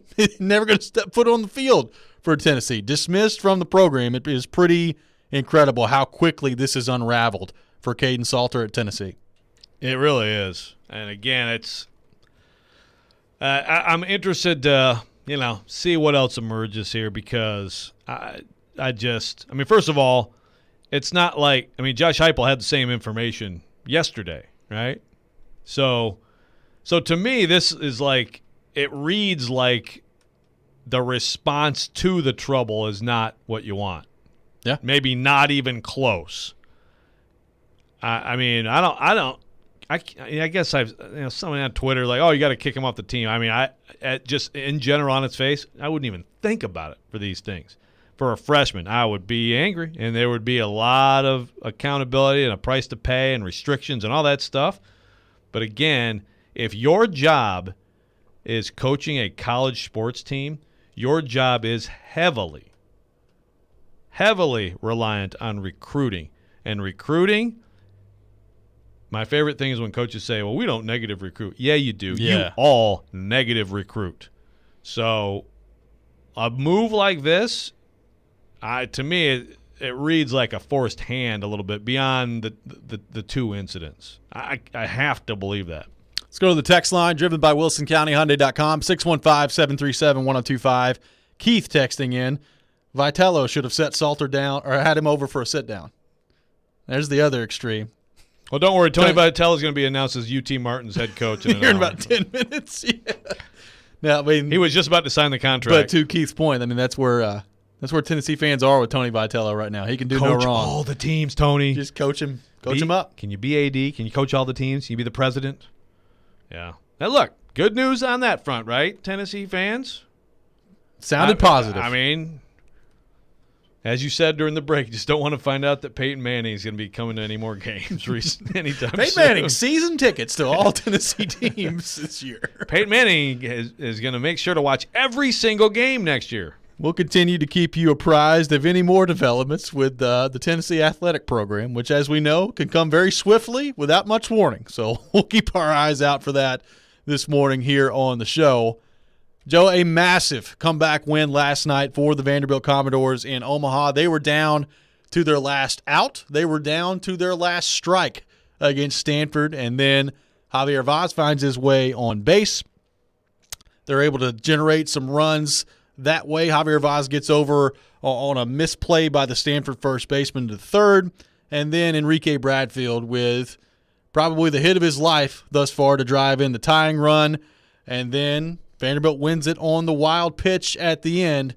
It looked very bleak for the Doors last night. Offensively, it just wasn't really going very well for him to begin the game. Tim Corbin had basically a come-to-Jesus meeting with them halfway through that game, and I thought they responded better after that, but they were right on the doorstep last night of being eliminated, and just a magical come-from-behind win last night for the Vanderbilt Commodores. I mean, it's still a little bit stunning. That was because it wasn't just that you were behind and you made all these mistakes and it was just you were in a tough spot, but Brendan Beck, he's carving them up, was just dominant, and it was like, man, this is going to work out perfectly for them. 3 days rest, and he comes out, and it's just the perfect amount of work. He should be fine. It looked like there was no stopping him. I mean, again, Enrique Bradfield is going to be a star. He's already a young star. I think Enrique Bradfield, you keep building up your body and you keep developing as a hitter. I think he's going to be a major leaguer someday. I think he's got a good chance. But Javier Vaz, man, that at-bat to take a couple of the pitches he took against that guy, the way he was thrown at that moment, when you're down to your last strike and it's just completely bleak, whew, that's big time. And then Stanford obliges with finally making mistakes of its own. Vanderbilt making all the mistakes in this game. Stanford makes 2 huge ones, and the sport is great on its own, but that event, think about that game a night after the Mississippi State turnaround on Virginia. And, I mean, I will say, we've been talking about this whole, the Tennessee-Vanderbilt thing, not going to happen this year. Vanderbilt, Mississippi State, ooh, you talk about hatred. Oh yeah. Mississippi State fans and Vanderbilt, we can allow ourselves to dream now. Still some work to do on that front. A lot of work to do. But I will say, one of the first thoughts I had last night when they scored the winning run was, golly, I mean, they're right there. They're on the brink of elimination. And it kind of feels like Vanderbilt's one of those teams where if you've got an opportunity to put them away, you better put them away. Because if you don't, they're going to make you pay for it in the end. And obviously, I mean, Stanford, they're out, so they have nothing to say about it anymore. But I bet NC State, maybe in the back of their mind a little bit, is thinking, golly, they were right there. They were right on the edge of being taken out. And now you've got Kumar Rocker coming to the mound on Friday night. We'll see what happens on Saturday. Yeah, and look, I mean, if you're NC State, you're riding the wave right now, and you're going to be rested, and you probably aren't surprised that you're seeing Vanderbilt, but it's just that, yeah, like you said, you'd probably prefer Stanford, and you're watching those teams play, and you're thinking you're getting Stanford, and now you're going to get Rocker. You can also say, we just beat Leiter, and he struck out 15 of us, and we beat him, but that's a lot because of Sam Heifel. By the way, Porth, you asked earlier on the show, who is their ace?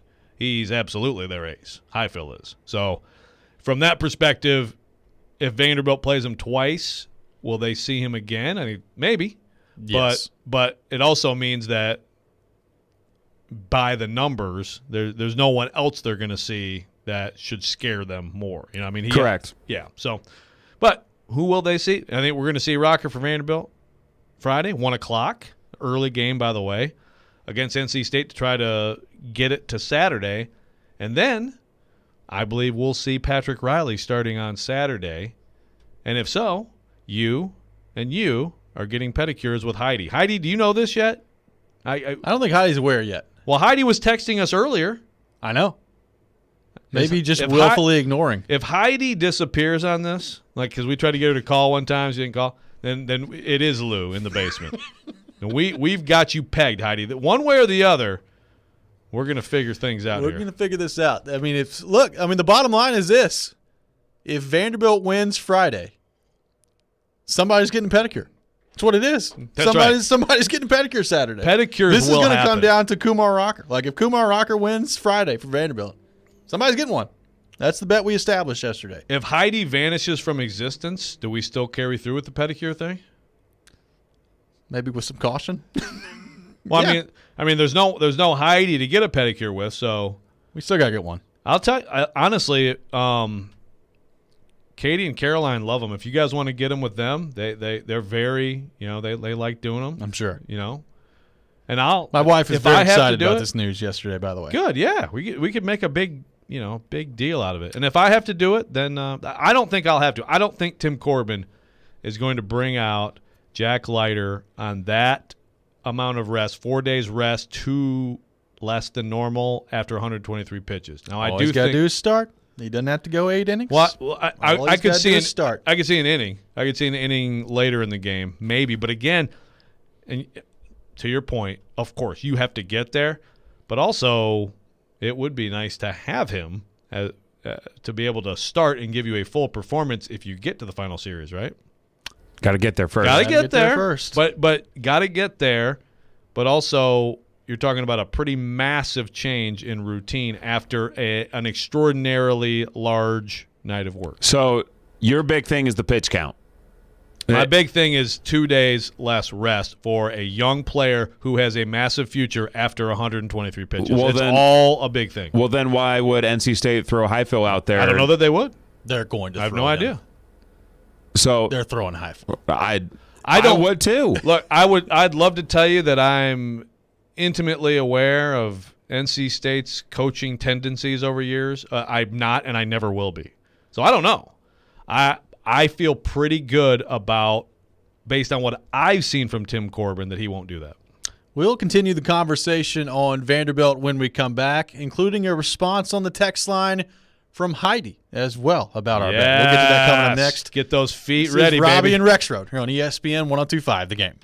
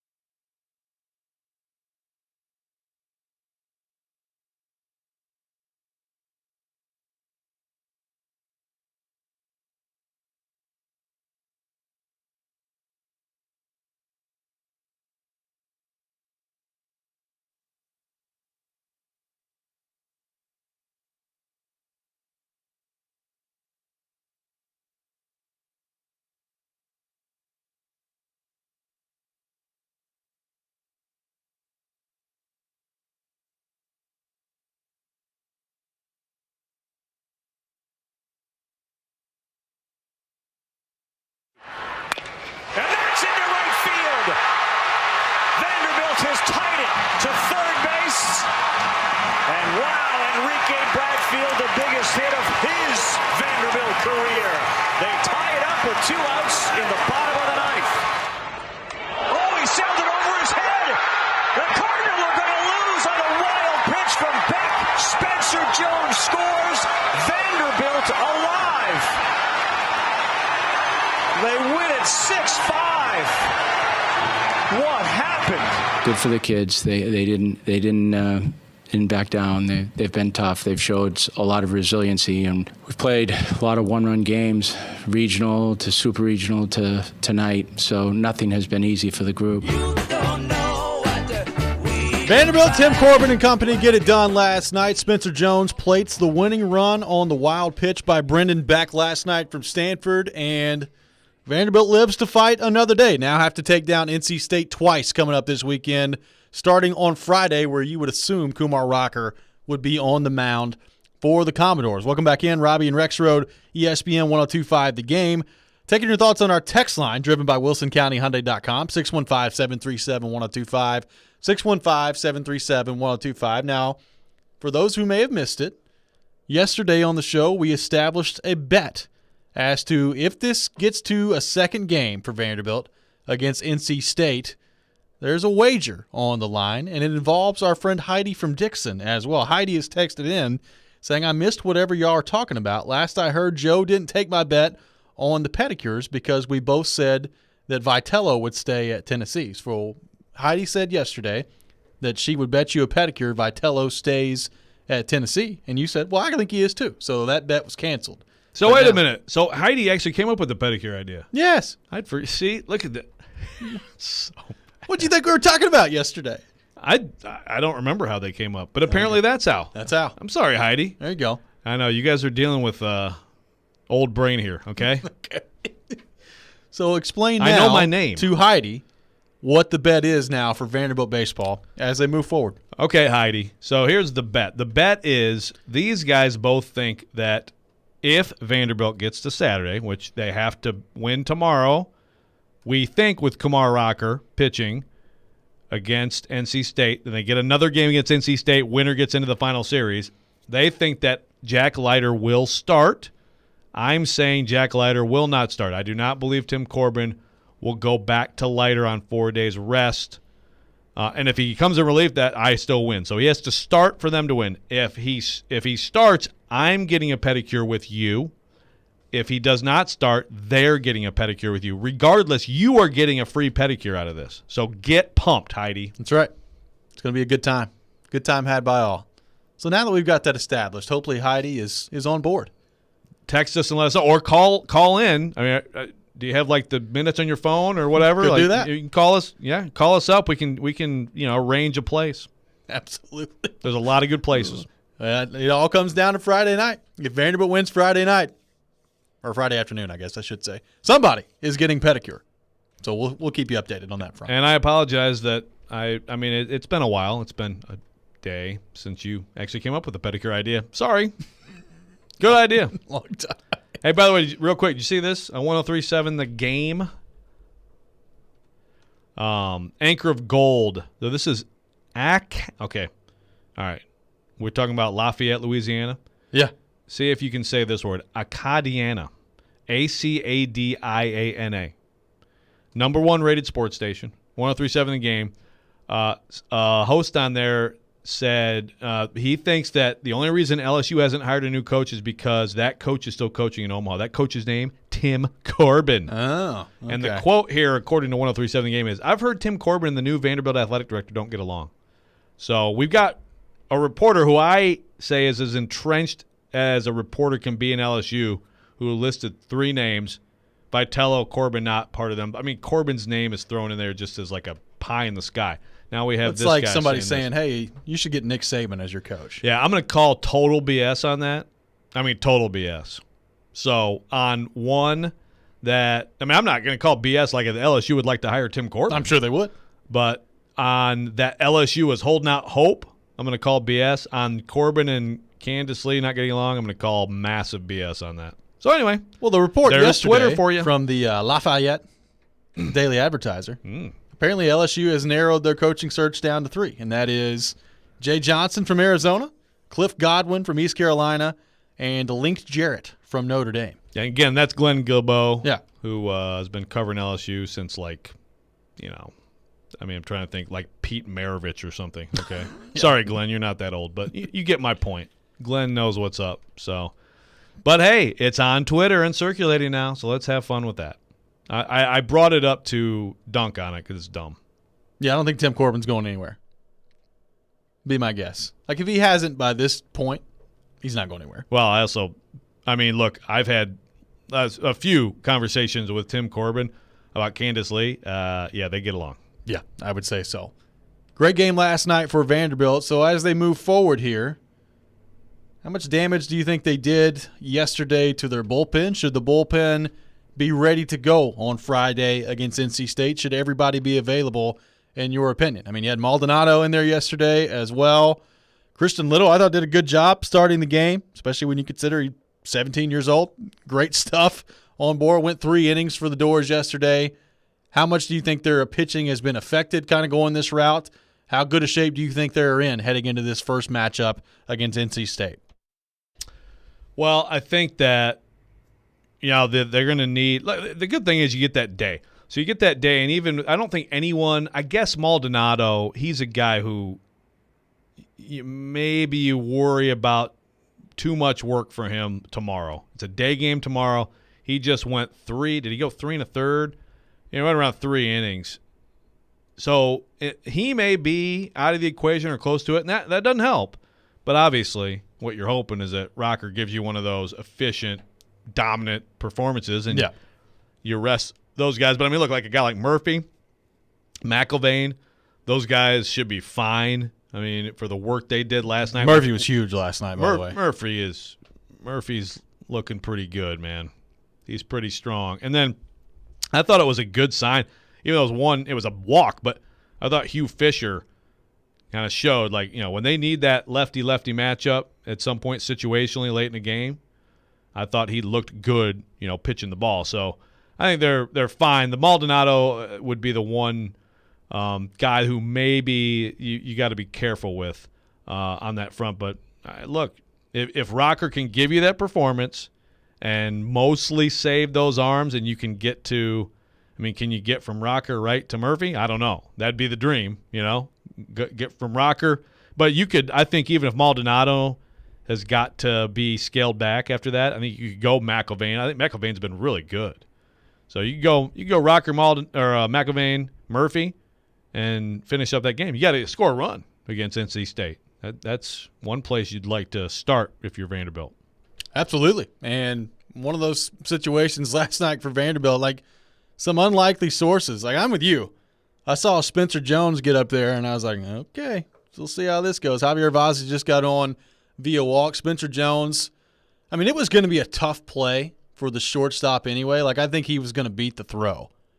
But then the throw gets past the first baseman, and you can't give Vaz a mistake like that. He's just going to make you pay. And then Bradfield coming up. It was – and they were talking about this on the broadcast too. Enrique Bradfield coming up, that's exactly who you want if you're Vanderbilt, because even if he hits a ground ball to the third base side, it's going to be a close play with how fast he is. So you had exactly who you needed coming up to bat in that situation, and then he wasted no time. Beck tried to go first pitch curveball with him, and he said, all right, I'm going to send this thing right into right field. Thank you. Yeah, it was weird because Bradfield said afterward he was waiting on the fastball, but I was like, that was a hanging curveball, right? Yeah. I thought so. But here's a question. What if the throwing error hadn't have happened? Would Vaz have scored from second on that play? I think so.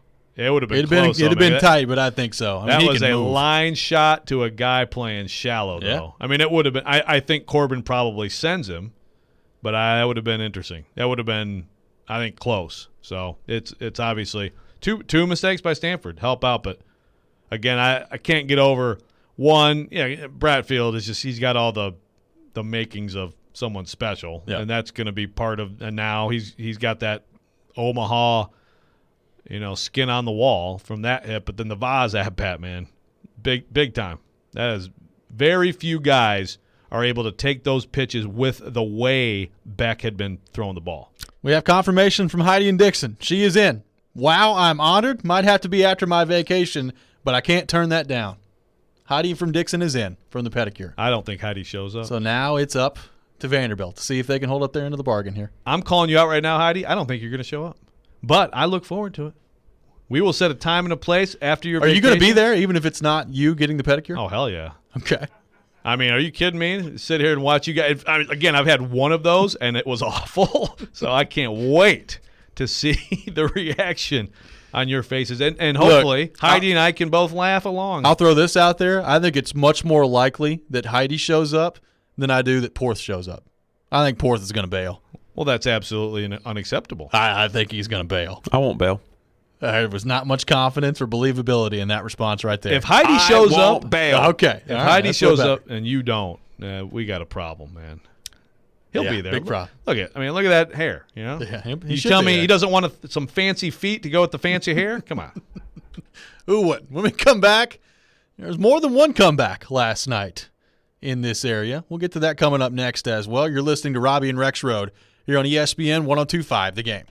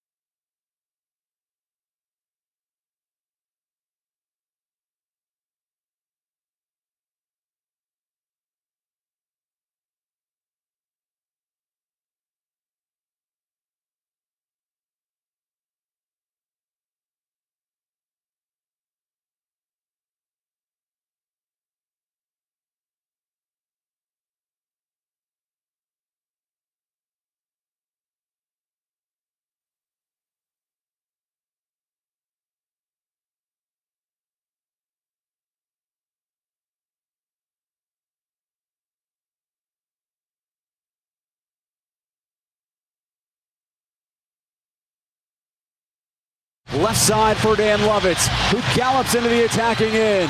Lovitz with room to roam. Lovitz along the 18. Shot! Score!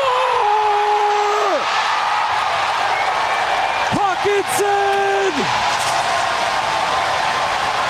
Old gold has broken loose!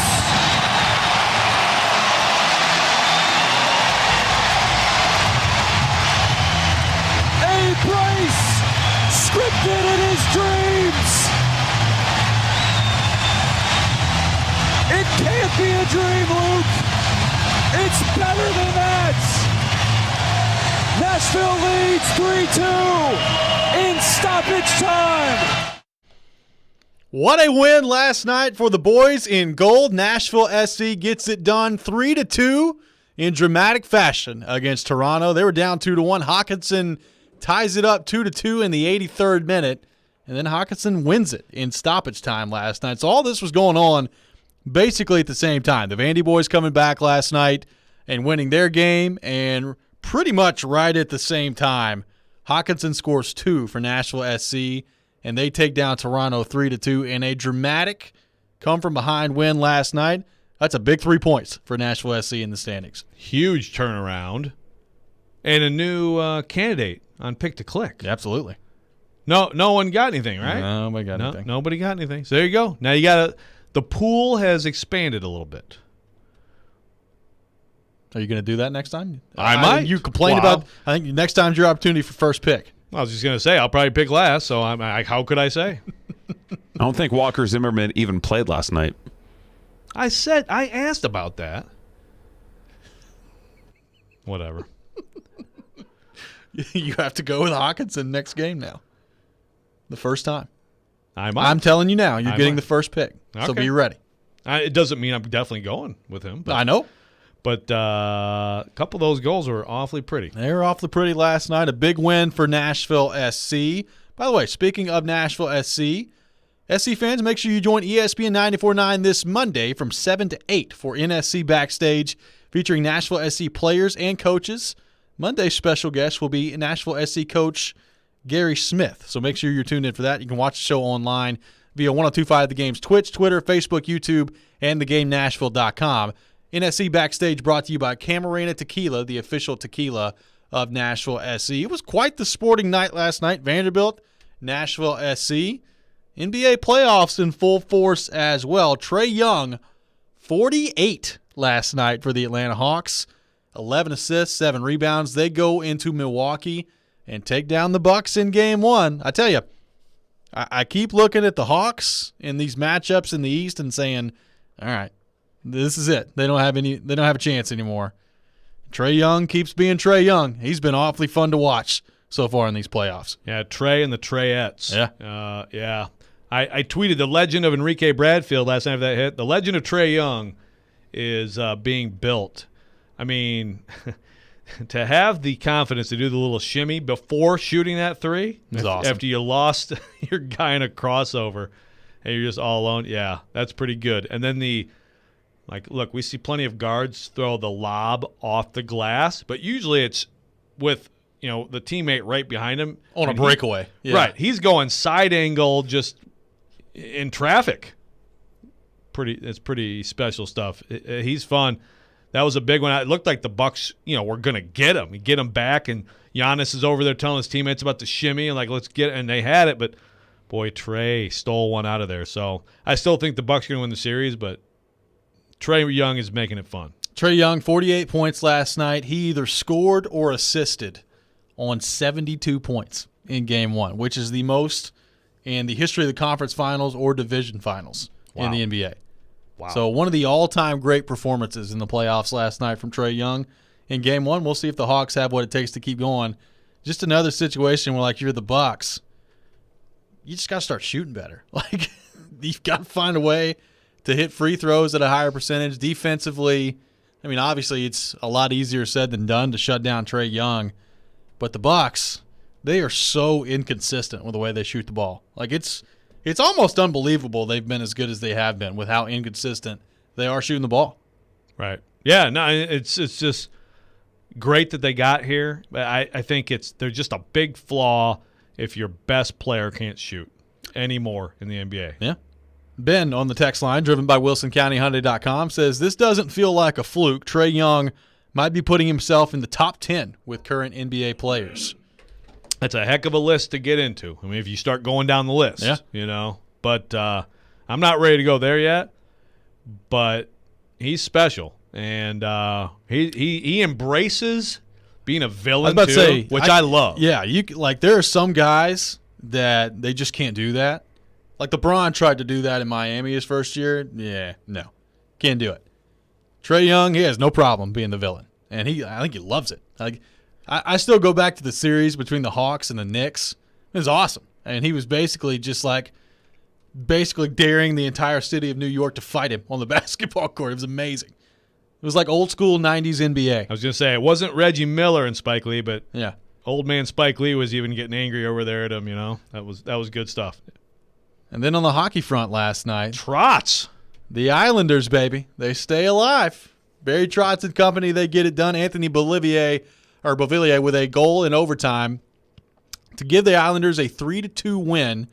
Barzal was awesome in the third period. They tie the game up at 2 on a ridiculous shot from Scott Mayfield that Barzal set up on that play. Which is like his first goal in how long or whatever. I mean, he don't score a whole lot. It was a great shot last night from Mayfield. You couldn't tell that he doesn't score a lot from that shot. Oh my goodness. Pretty. Patrick Sharp was talking about it on the intermission. He's like, you literally, you look at the angle that he released it from and you think there's a lot more room there than there really is. He said he basically had the size of a puck to shoot that puck, and that's where he put it. And it was a perfect shot by Mayfield. And the Islanders, it's Game 7, baby. It's probably going to be like 6-2 Tampa. I don't know, man. But, I hope not. I hope we're talking about a the other part of this 2-2 overtime epic. The other part of this, then we'll see what happens on this front. Nikita Kucherov leaves the game last night in the first period and does not come back. So is he going to be available for Game 7? What's kind of his status moving forward here? The Islanders going to Game 7. Shea Weber in Montreal tonight in Game 6 against Vegas. Bob threw it out there before these series started, saying it's going to be Montreal and it's going to be the Islanders. And Porth, he shut it down immediately. Just shut it down immediately. Well, they won't get swept. And here we are. One game away from each from being in the Stanley Cup final. See, Bob, that's the thing. I mean, I still give you props for saying it all, but, yeah, you kind of – he did back off a little bit of the Montreal. Pretty quickly, which I thought you were right to do, by the way. So I've been dead wrong on that. So let me ask you this. If it does get to that, I don't think it's going to get to that, but if it does get to that, more people in Nashville are rooting for Shea Weber or Barry Trotz? Ooh, I think it's going to be close. My guess is Shea Weber. For no other reason than Trotz already has a cup. Right. Okay. That's my guess.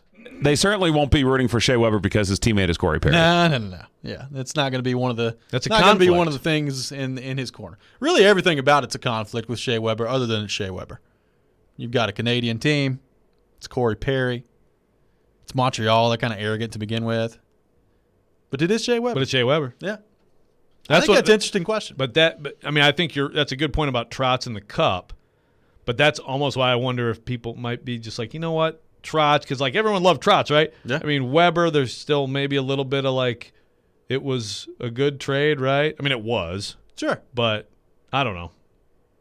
There's a lot of factors for rooting against him.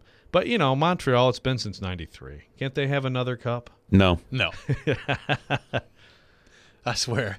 You talk about a heck of a eyesore in terms of style to watch in the Stanley Cup final. Islanders and Habs, baby.